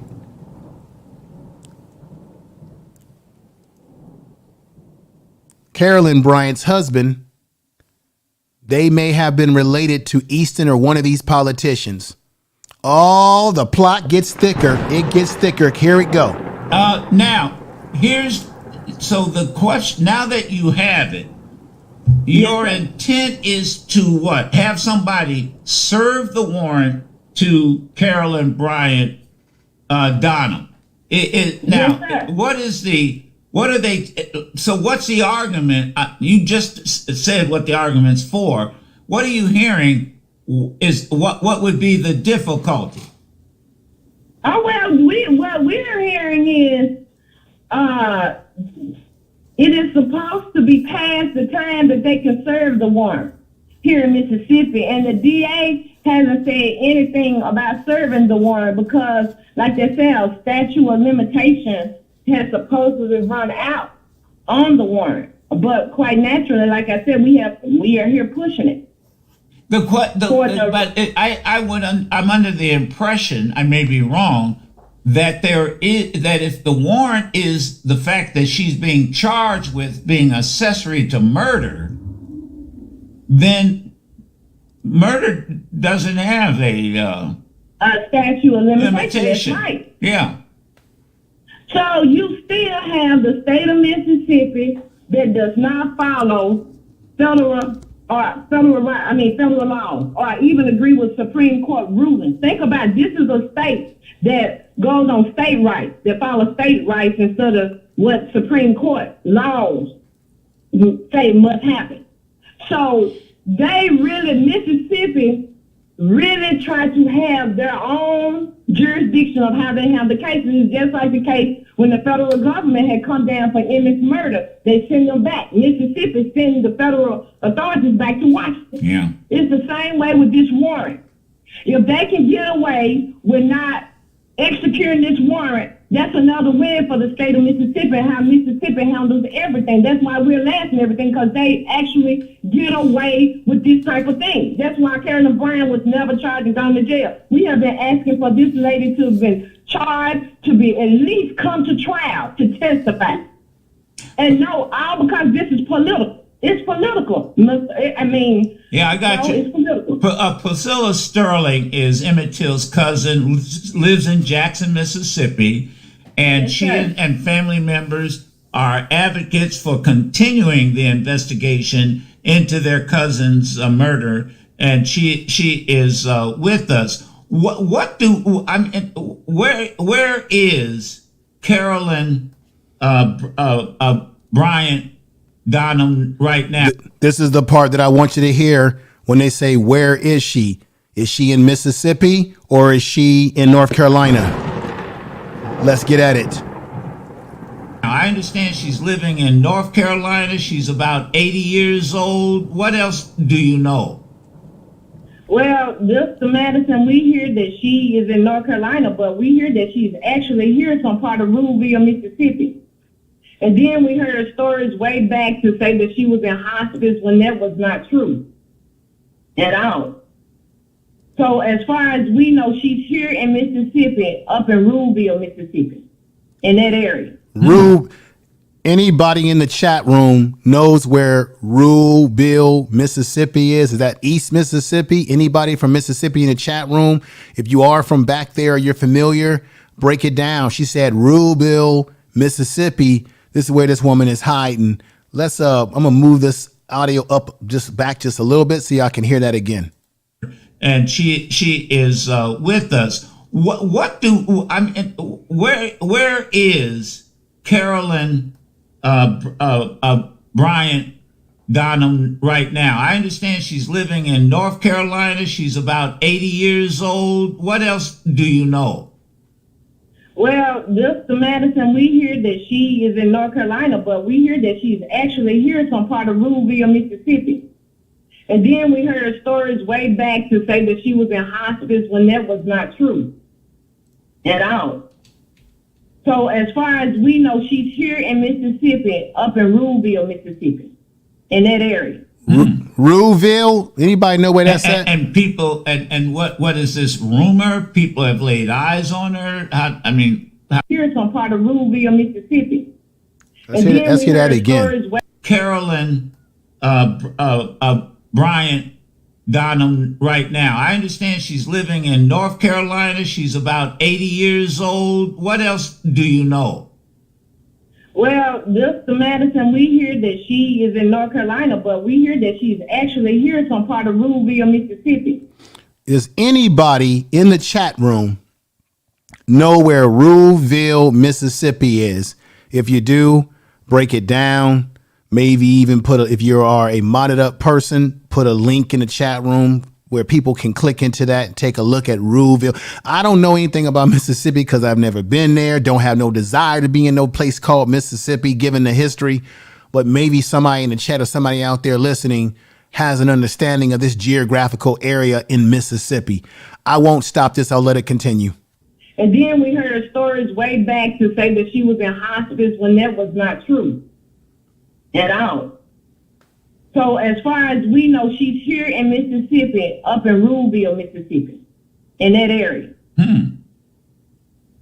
And people, and what is this rumor? People have laid eyes on her. Where did this come from? It's rumored. It's rumored that she's here. So, like I said, this is the way the state of Mississippi has handled this case. I would be very surprised if anything becomes of it, but we're going to continue to push it. And like I said, we have continued to talk to the Department of Justice. I've just got like over 1,632 pages from the Department of Justice with records and files. So we are still trying to bring light of other evidence in Emmett's murder. And like I said, Mr. Madison, this is not just about the warrant not being executed, but you have to look at who Carolyn Bryant is related to for things not to have progressed. And that is the reason why she has been free all these years, because there is no way if it had been a black woman, we would have been in jail, probably died in jail. Now, who is she related to that keeps her from being... Here we go, ladies and gentlemen. Joe Madison The Black Eagle himself, who I have a lot of respect for, asked a very typical question. Who is she related to that's been protecting her family all these years? Hear this out. Here we go. Information is power, ladies and gentlemen. Information is power. And here we go. Being arrested. That's what we are trying to find out now. And to my understanding, it's supposed to be to James O. Eastland. James O. Easton, a politician. The former late senator of... yes, sir. Okay. But we don't know that. We don't know that for a fact. No, sir. We don't know it for a fact, but like I said, but obviously, but what we do know, Ms. Sterling, what we do know is the U.S. senator intervened. Yes, sir. Yes, politics. Yes, sir. They intervened and they broke laws. There was no way U.S. senators would have went and got information from DOD, come back and use it in Emmett Till's murder trial and got these men acquitted. Now, you say the Department of Defense, or do you mean the Department of Justice? Now, let me stop it there. This is an issue. How many of you knew this? As I said earlier in my presentation, it was the Department of Defense that got involved, the United States government. It went beyond just Mississippi.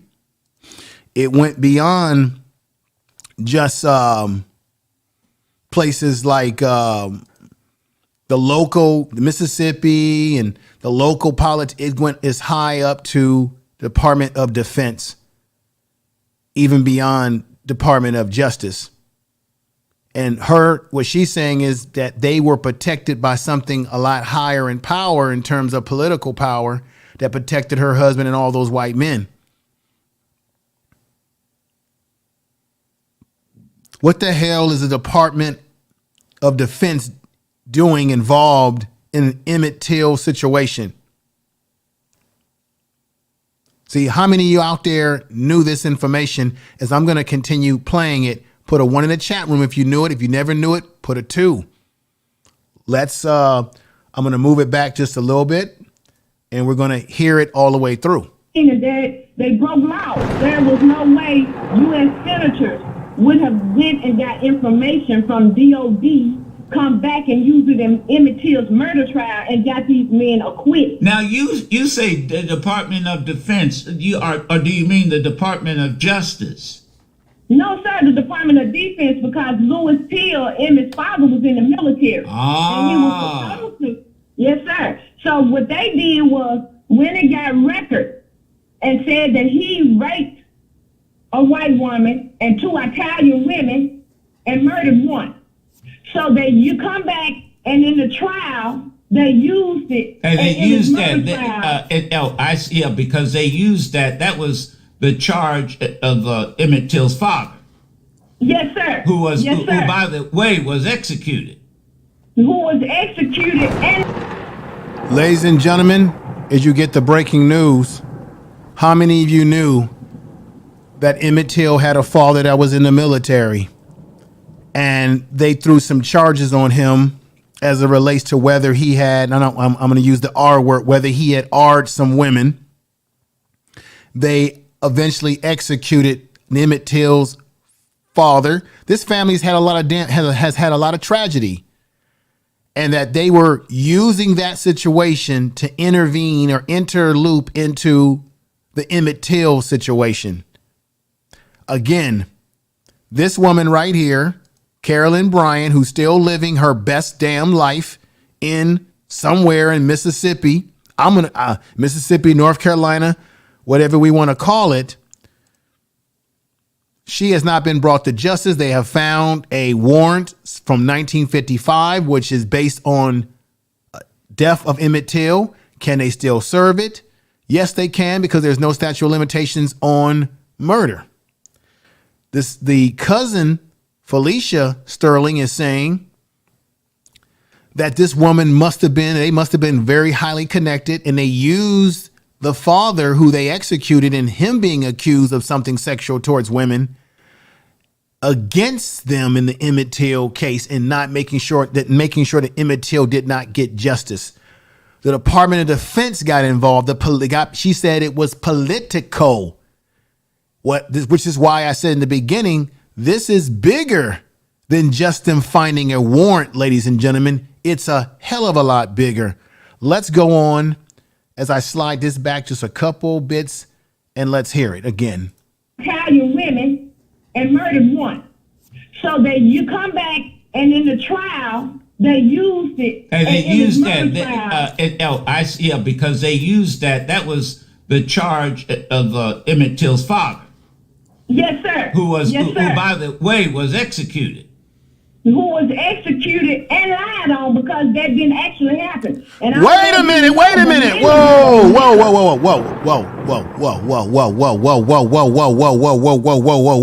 Tell the truth.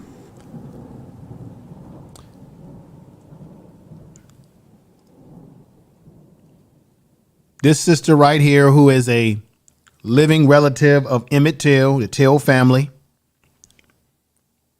who's been fighting to get justice for Emmett Till for over 66 years now since this has happened.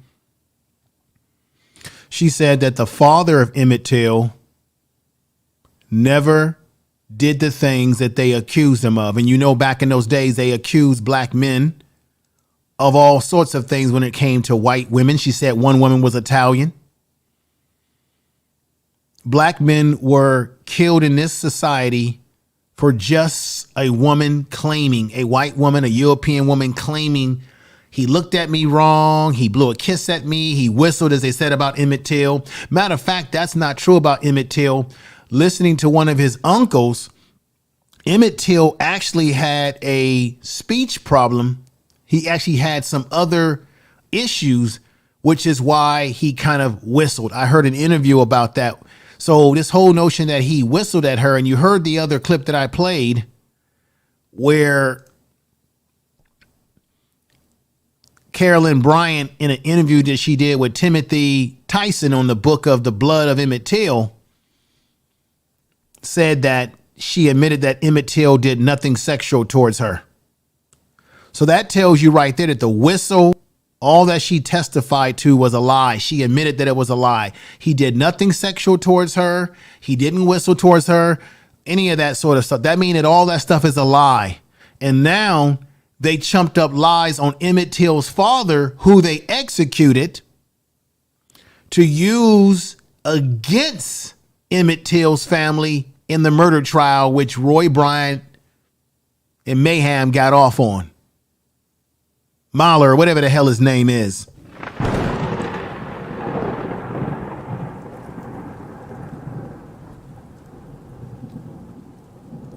Let's get back into some more of this truth. Information is power. Tell the truth. You are listening to Information Man. Please make sure to subscribe to his channel.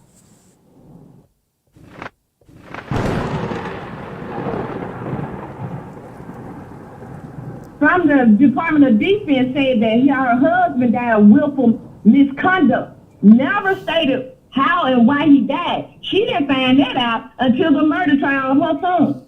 Mind you, she got this letter back in 1945. Let me move that back just a little bit more. Just a tad bit, and then we're going to continue. Boom. And murdered one. So that you come back and in the trial, they used it. And they used that. Because they used that. That was the charge of Emmett Till's father. Yes, sir. Who, by the way, was executed. Who was executed and lied on because that didn't actually happen. And I don't know if you remember, but Mamie got a letter from the Department of Defense saying that her husband died of willful misconduct. Never stated how and why he died. She didn't find that out until the murder trial of her son. Mind you, she got this letter back in 1945. She didn't find out why he died of willful misconduct until the trial. And now I got it. Wow. All right. So where do you go from here? Where do you go? And do you have legal counsel Where do you go from here, Priscilla Sterling?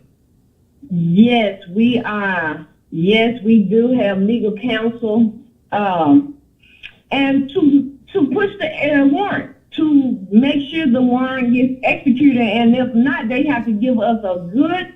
I mean, there is no reason.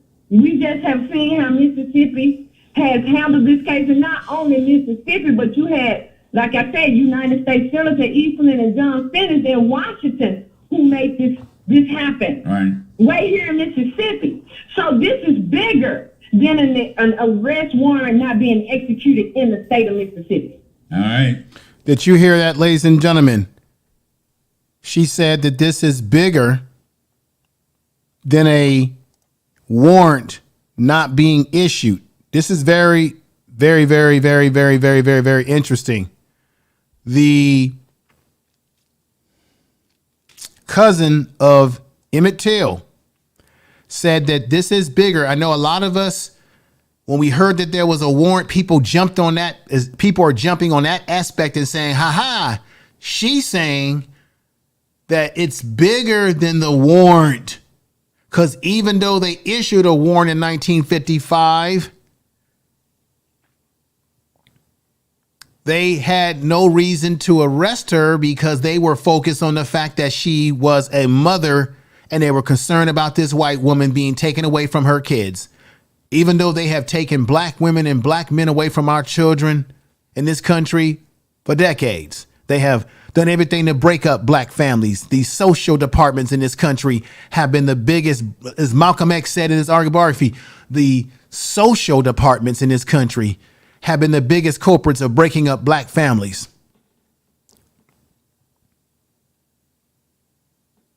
They literally broke this family up. They killed the father, executed him on chumped up charges, and then they gave his own son, Emmett Till, no justice for white men taking his life.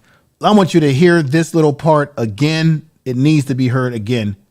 There it is. Counsel, and to push the warrant, to make sure the warrant gets executed, and if not, they have to give us a good. I mean, there is no reason. We just have seen how Mississippi has handled this case, and not only Mississippi, but you had, like I said, United States Senator Eastland and John Stennis in Washington who made this happen. Right here in Mississippi. So this is bigger than an arrest warrant not being executed in the state of Mississippi. All right.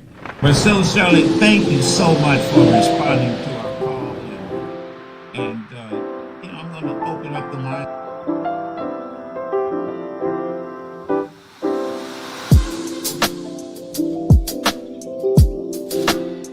You are listening to Information Man. Please make sure to subscribe to his channel.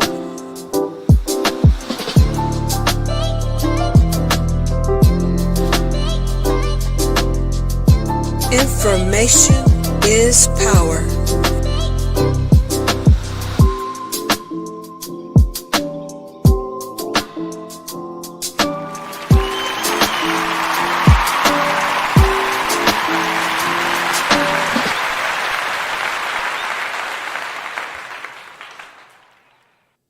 When I heard that really blew me away.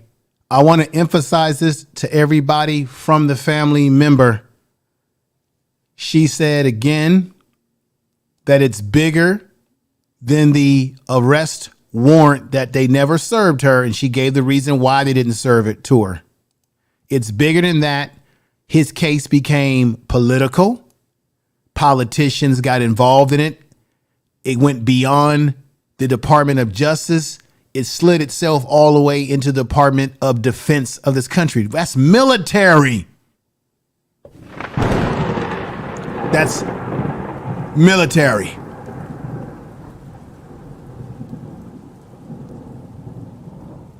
That's why I don't want to hear no mealy mouth individual on a panel with me sitting up here telling me or telling us, oh, don't worry about what happened in the past. Come on now. Da, da, da, da, da, da. you can't change anything, BS. The family is still fighting for justice. And this also shows you how the Department of the DOJ ain't worth a bag of French fries. They closed this case, did not do proper due diligence, and Joe Biden allowed the DOJ, which he's in charge of as the president, because he appoints the person who runs it. He should have never allowed them to shut it down when you still have the family still trying to pick up the ball and trying to figure out what happened. The family discovered evidence that the DOJ could not discover in American society, God damn it. Or damn it. What does that tell you, ladies and gentlemen in the chat room? Everybody listening. What does that tell you in the year 2020 or year 2022, to be correct, when the Department of Justice didn't do their due diligence into finding evidence like this, but the family found the evidence?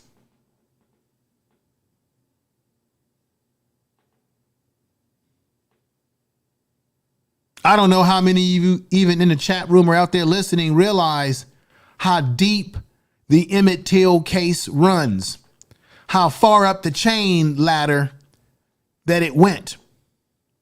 Now, I know when I put this together, there probably is some fool out there who's saying, oh, an Emmett Till video? Oh, come on, we already know what happened to Emmett Till. No, you didn't know shit. Because you didn't have this information.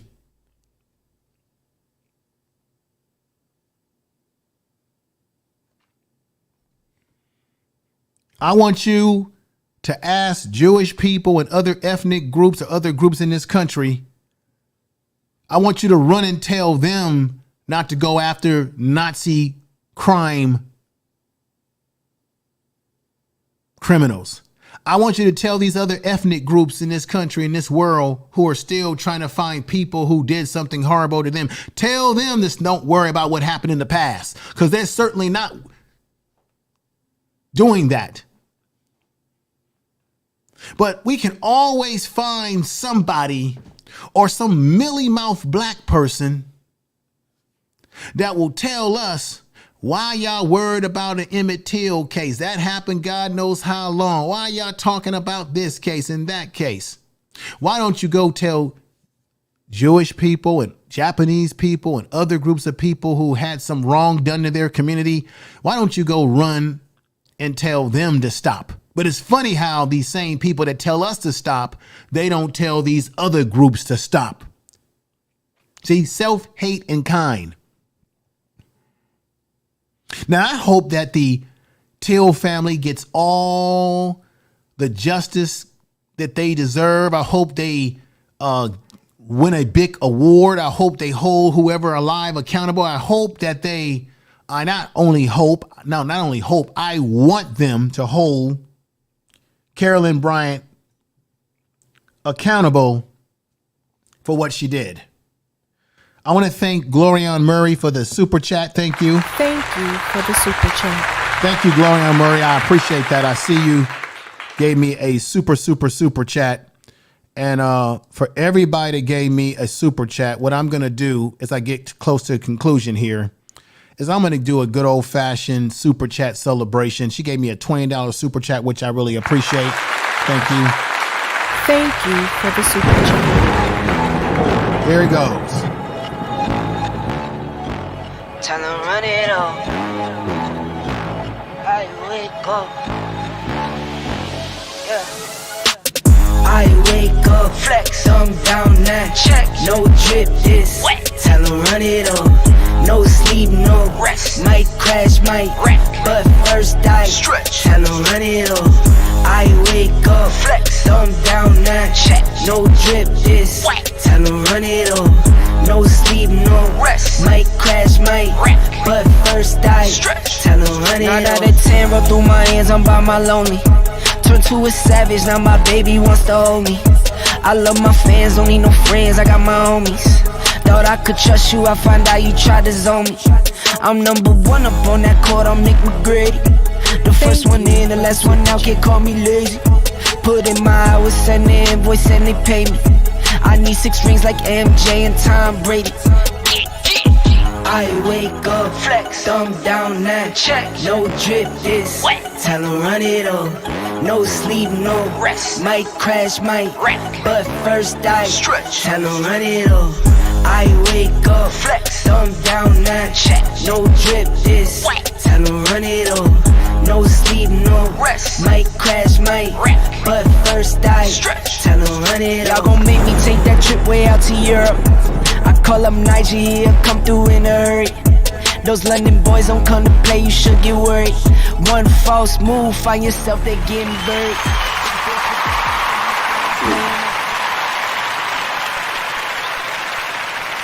All right. Thank you for the super chat. We got Big Bad Bull in the house. Appreciate you being here, my brother. Thank you. Tell the truth. Tell the truth. Big Bad Bull is a brother who I think he mods up for Sir Hell, Black Man Unfiltered. Great programs. Big Bad Bull, thank you for that super chat, brother. Much respect to you. No sleep, no rest. Might crash, might wreck. Appreciate that. And then we got I wake up, flex, thumb down now, check. We got Deborah Gunn saying great information I didn't know about Emmett Till's father. Yes. Thank you, my sister. Thank you. But first I stretch. 9 out of 10 roll through my hands, I'm by my lonely. Turned to a savage, now my baby wants to hold me. I love my fans, don't need no friends, I got my homies. Thought I could trust you, I find out you tried to zone me. I'm number one up on that court, I'm Nick McGrady. The first one in, the last one out, can't call me lazy. Put in my hours, send the invoice and they pay me. I need 6 rings like MJ and Tom Brady. I wake up, flex, thumb down now, check. No drip this, tell 'em run it up. No sleep, no rest. Might crash, might wreck. But first I stretch, tell 'em run it up. I wake up, flex, thumb down now, check. No drip this, tell 'em run it up. No sleep, no rest. Might crash, might wreck. But first I stretch, tell 'em run it up. Y'all gon' make me take that trip way out to Europe.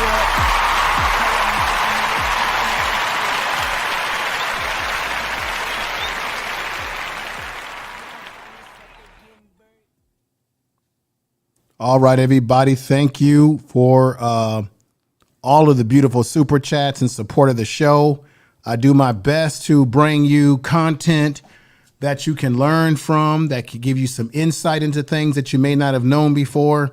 That's what I try to do over here, and I appreciate everyone that has taken the time to join me today. Let me look in the chat room and see what people's thoughts are about my presentation. I am thinking about having a panel. Half of me wants to do it. I mean, I know it's people are relaxing today, and but if maybe I'll have a panel. We got DOD. Thank you for coming over, brother. DOD. I really appreciate you. If I have not said that to you, I'm saying that to you right now in front of everybody, that I really appreciate you, your dedication to my content.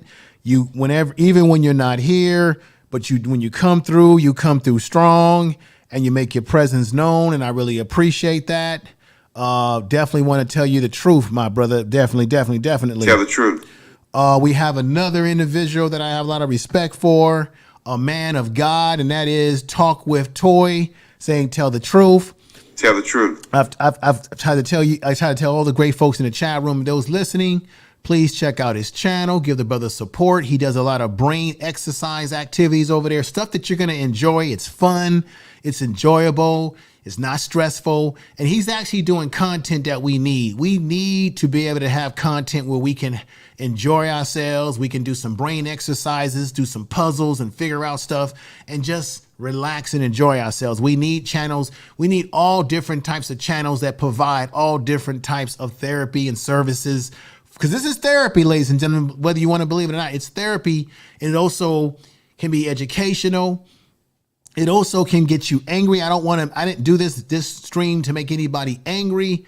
I simply did this stream to provide you with context as it relates to Emmett Till and the fact that they have now found the warrant. For those of you that have come in late, I'm going to play this very short video again of the lawyer talking about whether they can actually still serve her the warrant. It's a very short video because I'm sure there are people who came in and did not see this other video that I had. And of course, I did a whole educational video that was a summary of what happened to Emmett Till. Let me just play this one more time if you don't mind. We're joined live by Jason Keith with Keith and Associates. So Jason, the Till family wants law enforcement to serve Miss Carolyn Bryant Donham with the current warrant. Could this actually happen? Actually, it actually can happen. The warrant was actually issued in Mississippi, and assuming that the warrant hasn't been dissolved and that it's still active, the warrant actually should and could be served by North Carolina law enforcement officers. So there's not a statute of limitation on that case then? Mississippi law governs, but for the most part, generally no. Stale warrants are usually served. They usually stay alive until they're actually served on the individual in the cases. And what would that process look like? I mean, could North Carolina initiate it since she's here, or would it have to come out of Mississippi? So what would generally happen is Mississippi would send a warrant to North Carolina. North Carolina would respond by issuing a warrant on behalf of Mississippi upon Ms. Donham, because Mississippi is the actual issuing state that actually wants Ms. Donham to actually report back and potentially be held accountable for crimes. So a lot of people are talking about this. Is there any notable civil rights case in which someone was brought up on charges that happened 70 plus years ago? Well, in terms of civil rights, there are, but more specifically, it's not uncommon. I mean, you can think about Holocaust cases, and you can think about other cases where there are older cases, there are older crimes, and new evidence has resurfaced, or the original warrants were never actually served on individuals. So it's not uncommon. Old cases that potentially they never were actually brought to trial for have actually been tried, and warrants have actually been served on individuals in the recent years. So it's pretty common, actually. So lots of people on social media I've seen have been saying, who do we need to reach out to and lobby to get them to actually do this? Good question. But keep applying pressure to the legislature and the people and the officials in Mississippi. North Carolina is not going to actually respond to a warrant or execution of a warrant unless Mississippi asks them to. If the warrant is still alive. All right, everybody. So that's another summary again of a real attorney speaking upon the fact that North Carolina will not honor the warrant unless Mississippi pushes the issue. The question is, who in Mississippi is going to be willing within the government, within the system, the governor, the sheriffs, whoever is in that law enforcement entity there and who controls it, who's going to do it? Because they certainly didn't want to do it because she had children. So you know they may not want to do it because, well, she's old and it's been many years. And you heard, and this is for any of you mealy mouth individuals out there. The lawyer just said here that there's been plenty of cases where you've had Nazi war criminals who have fled for many years that have been brought under custody, and Jewish people go after them. So why can't black people go after our criminals as well that have harmed our community? Now, French Wee made a good point here. And this is why I kept what you said on the board here, sister. She says, we out here killing one another. You're absolutely right. We need to stop taking the life of one another. See, this is why what Steven Jackson did in his video, bragging about being in O Block with all of his jewelry on. We've got black men going harming each other, shooting one another. And then you got NBA basketball player or has been NBA basketball players who think because he's talking about, well, I'm checking in. Why you got to check in?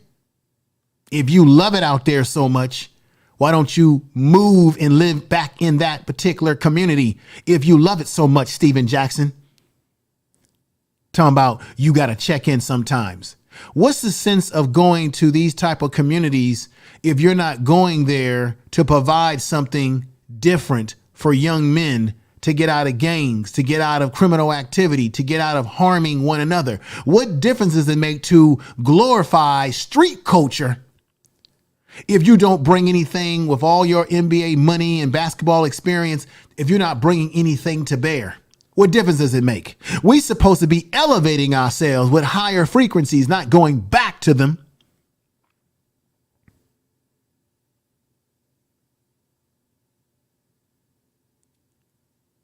Stephen Jackson didn't provide any example for young black males who look up to him because he was a basketball player. He simply said, hey, come on back to the hood and let's be out here in the streets, in a place where you've got black men taking black men's lives. We hear about babies being shot out in some of these communities, and he's out there prancing around late at night talking about, see, I'm keeping it real. If you was keeping it real, you would be living in the community, not just visiting and checking in. Or you would be saying, I'm here in a community because I'm going to build a community center to try to take our brothers off these streets, try to keep our brothers from getting involved in gangs, to try to give them a better way, a better opportunity, provide them with tools to get out of that struggle of living in the old block. See, there's an old block all over this country.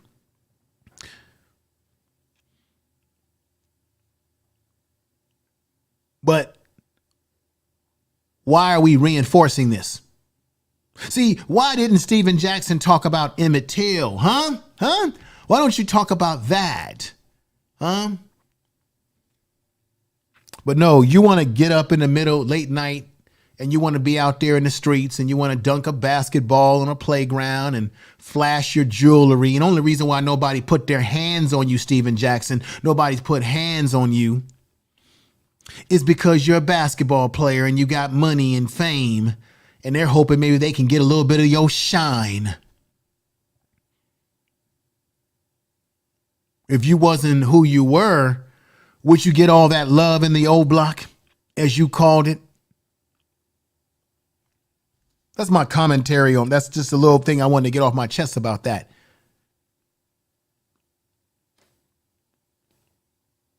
These professional athletes and entertainers are not our leaders. We should not be listening to them. They give us mixed messages all the time. They provide no building blocks. He brags about how, I'm out here in the O block, I'm smoking my weed. That's the message you want? This is a man who probably got thousands and millions of people following him on social media, and that's the message you putting out there to the youth. And then we got youth like Emmett Till, who gets killed and has had no justice. Why don't you use your platform, Stephen Jackson? Why don't you use your platform to help the family get justice for Emmett Till and put pressure on Mississippi to issue that, to make that warrant good as it should have been good in 1955 and bring Carolyn Bryant to justice. She thinks she's innocent, ladies and gentlemen, because she thinks that, I didn't physically kill the young man. No, you set the match, you lit the fire, you put batteries in the back of your husband.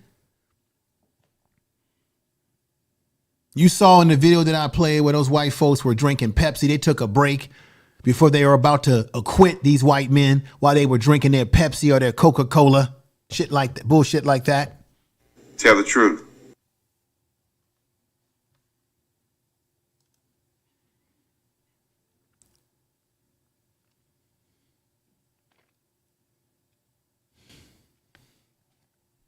Sorry to be on a rant here, but I just had to say that. Don't mean to be on a rant. LaShawn Thompson says no celebrities get no pass from me. Yeah, 2 thumbs down. That's right. 2 thumbs down on that, on them. Yeah.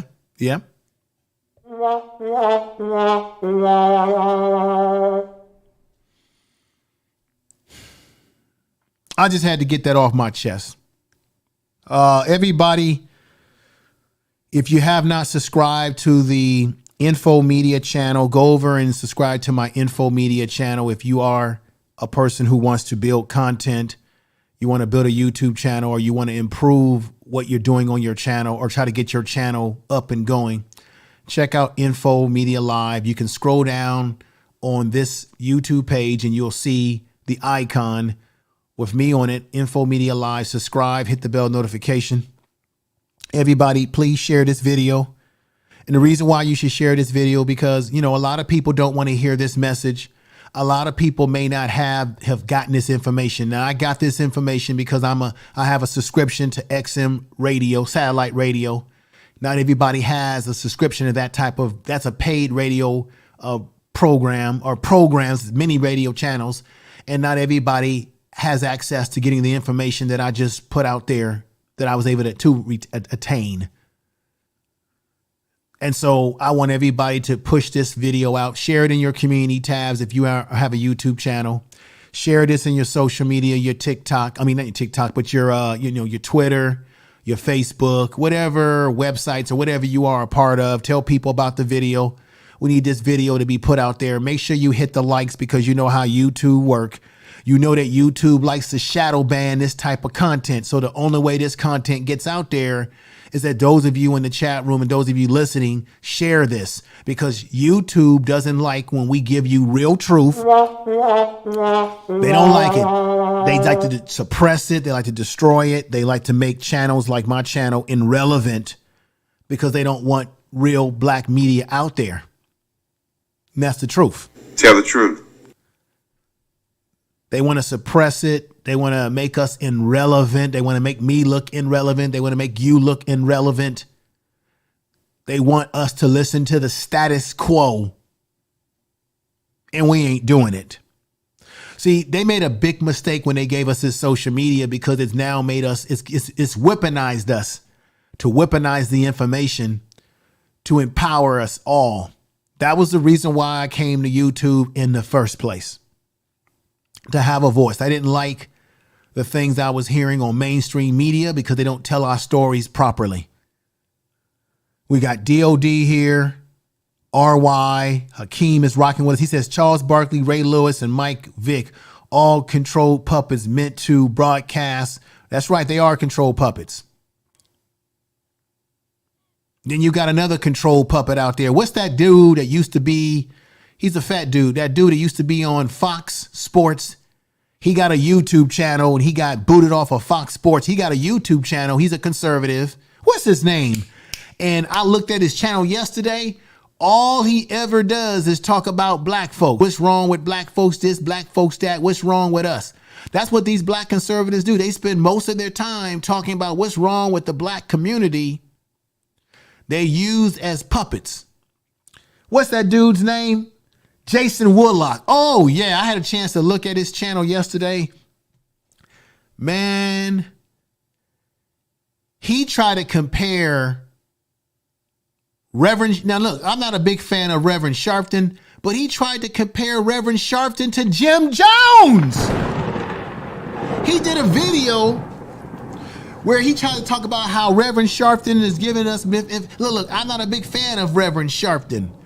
But to make a comparison of Reverend Sharpton to Jim Jones, who killed black people, and I took it personal because I know people personally who lost family. I grew up around people in the Fillmore of San Francisco who lost people from the People's Temple Church, that lost family that ain't alive today. I literally walked past the church as a kid. So when Jason Woodlock said that, he didn't know what he was talking about. Look. Al Sharpton is a lot of things, but he ain't no damn Jim Jones.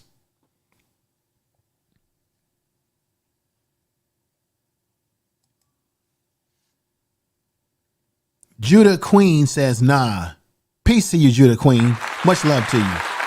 And if you are new to the channel, make sure you subscribe, hit the bell notification.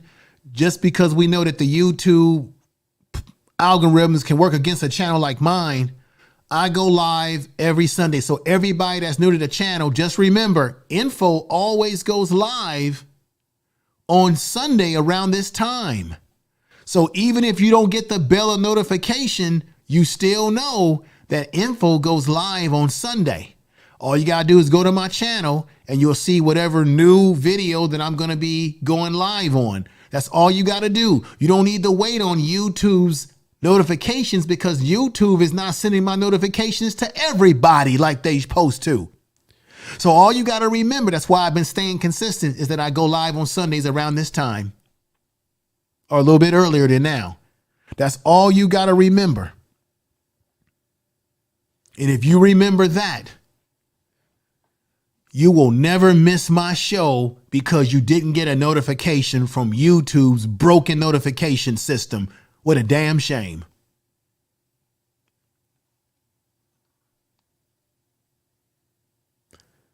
Jason Whitlock is a piece of you know what. Yeah, that's what he is. All right, folks. I put a link in the chat room if anybody wanted to come up and say a few words, but I think nobody came up. So what I'm going to do is I'm going to end the program. I think I've said all I could say about this issue. We got Sir A. Jones that's just come in. Sir A. Jones. Let me see. Let me just see what people are saying in the chat room before I end. I'm going to be ending very soon, but I want to see what your comments are. Let me see. Judah Queen says, I usually check the app to see what's going on because ScrewTube doesn't alert me. Yeah, just remember that I go live on Sundays between 5 p.m. Eastern time, 4 p.m. Eastern time, or 5:30 Eastern time, or 4:30 Eastern time, 2 o'clock Western time, or 2:30 Western time. It just depends if I'm running a little behind the show. But you'll know that I'm going live because if you check my channel, you will see that I got a new stream scheduled. That's all you got to do so that you know that you can be over here. And now YouTube, you don't have to rely on YouTube to give you the alert. This is a way that we can break through the effery of what YouTube does to our channels. Let's see. Thank you for putting out the Info Media channel too, DOD. I really appreciate that for you. Let's see. Vita Worship. Hi there from Denver. Welcome to the program. Subscribe if you have not. Thank you for being a part. Watch this video from the beginning if you missed anything. Oh, we got Jason Moore in the house saying great show. And thank you for that. And then we got YouTube catch phase is telling the lie. Yeah. Right on, Yapo. You're on the money, Yapo. And RY is saying, Sir A. Jones, thank you. My father's best friend lost all of his friends that went down to the South America. It's sad, but I'm grateful. Yeah. That whole tragedy was terrible. But anytime you have somebody trying to compare, look, Al Sharpton, like I said again, Al Sharpton and people like Al Sharpton, they're a lot of things, but he's not in any way and compare it to Jim Jones. Jim Jones took people's life away. Al Sharpton hasn't taken anybody's life. Look, Al Sharpton has been we know this. He's been a government squill artist, right? He was squilling for the FBI. Come on now. We know this. Come on now. Jesse Jackson lied and said that he held Dr. King in his arms. All of a sudden, Dr. King was Jesse Jackson, from what I understand, was secretly flown out of Memphis that day. And ask yourself, where has Jesse Jackson made his money? I know he goes and he speaks. He gets money for speaking engagements. But this man has sent all of his kids to private school. He has no church that I know of. But somehow he's made out pretty good as a civil rights leader. He's made out pretty well good. When you look at Dr. King, he died with no money. When you look at Malcolm X, he died with no money. All the great ones who we followed and we revere, they all died broke. But then the ones who did not get assassinated, they all end up with book deals and radio shows, and they end up making money and sending their kids to some of the finest colleges that money can buy. The Andrew Youngs of the world, who was a part of that inner circle, he becomes mayor of Atlanta. He's making money. He's on the board of Coca-Cola.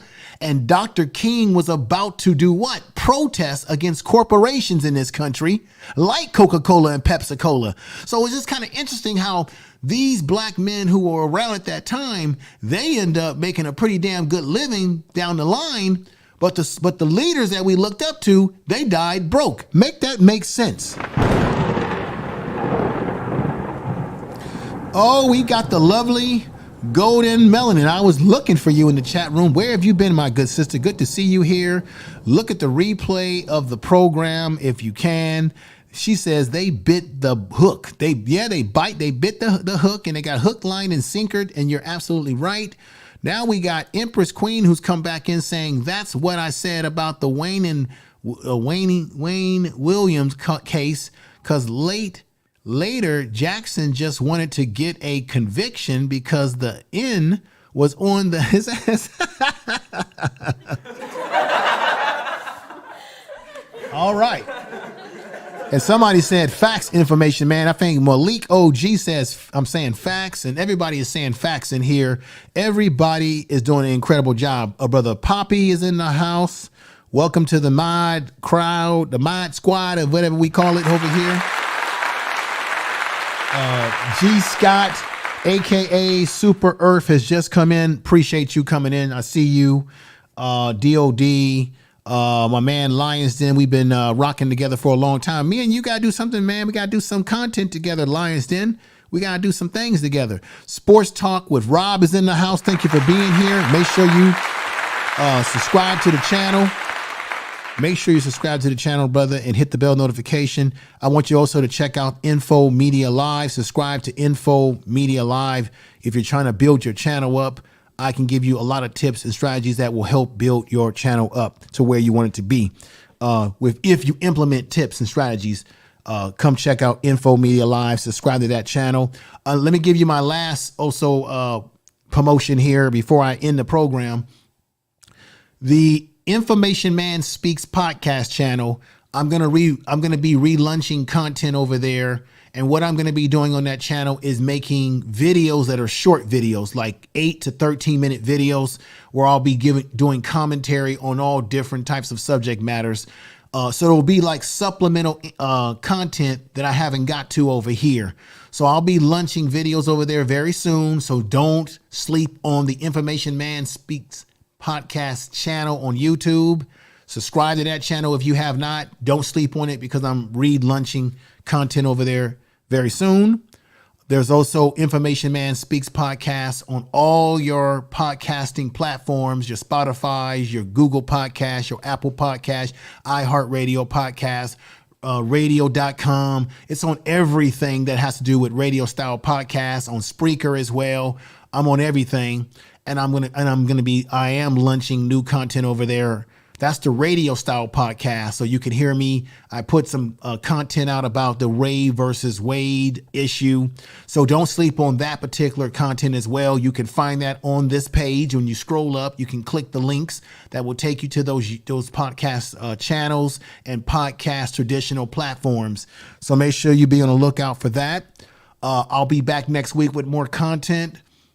I hope you're well out there. Once again, tomorrow is 4th of their lie. 4th of their lie. Tell the truth. Tell the truth. I'll be launching or relaunching a video. Not relaunching, but I'll be passing the video that I did about 4th of July and Frederick Douglass, what he had to say about it. I'll be putting that on all the social media for people to look at that if they want to look at that video. So everybody have a great night. I appreciate you all. We got Earl Owens, who just came in the house saying peace, fam. Jason Moore, Speaker is still a thing. Oh, well. Yeah, Spreaker is still going. It's still it's a good platform because I can go live over there like a radio show anytime I like. So make sure if you go into my top page and you click the Spreaker, check that content out, check it out every now and then, because you're going to see new stuff on there. I do have one new podcast on there There'll be more stuff coming. So don't sleep on those other social medias that I utilize to get additional content. We got Steve Gilmore YouTube channel saying, yeah, he's a lot of things, but he's not a Jim Jones. Exactly, my brother. Thank you.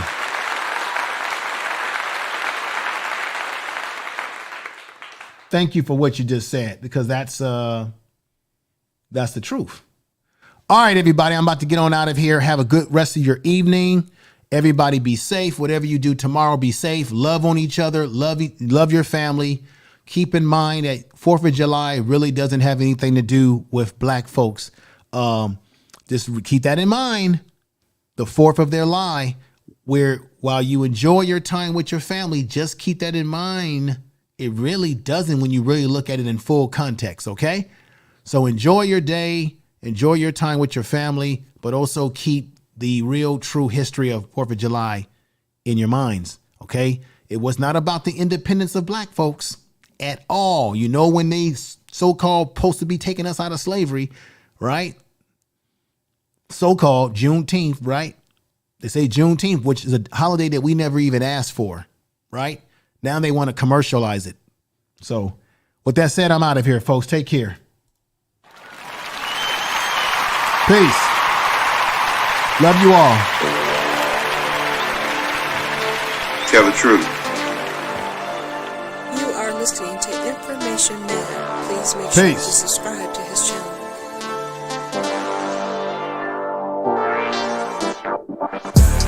Tell the truth.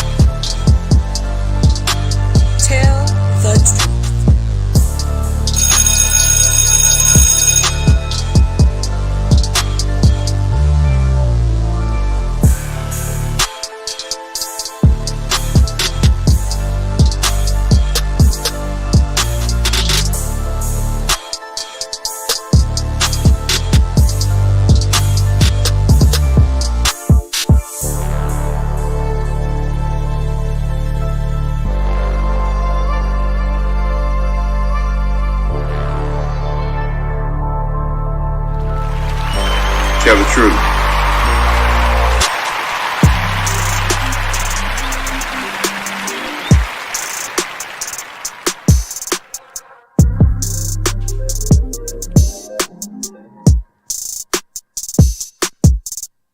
Time's been moving slowly, so we already in too deep. Can't get no sleep on each other. Heavy teasing all day, and when the sun sets, you asking me to come through, kick it with you. Night turn to morning dew, then you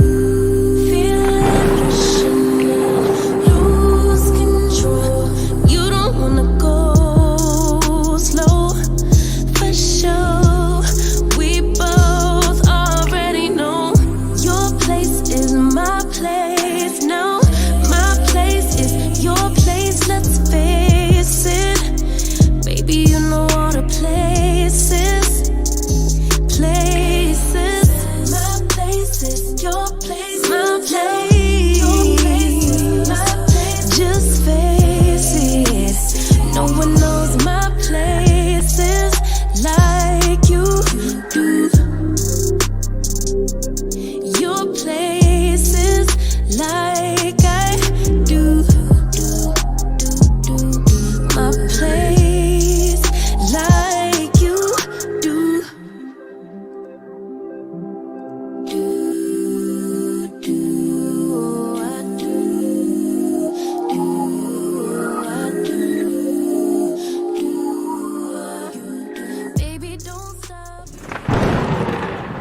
This is a picture of where Emmett Till lived in Chicago. This is the house he lived in when he was alive in the third dimension, living in Chicago as a youth before this tragedy happened to him, ladies and gentlemen.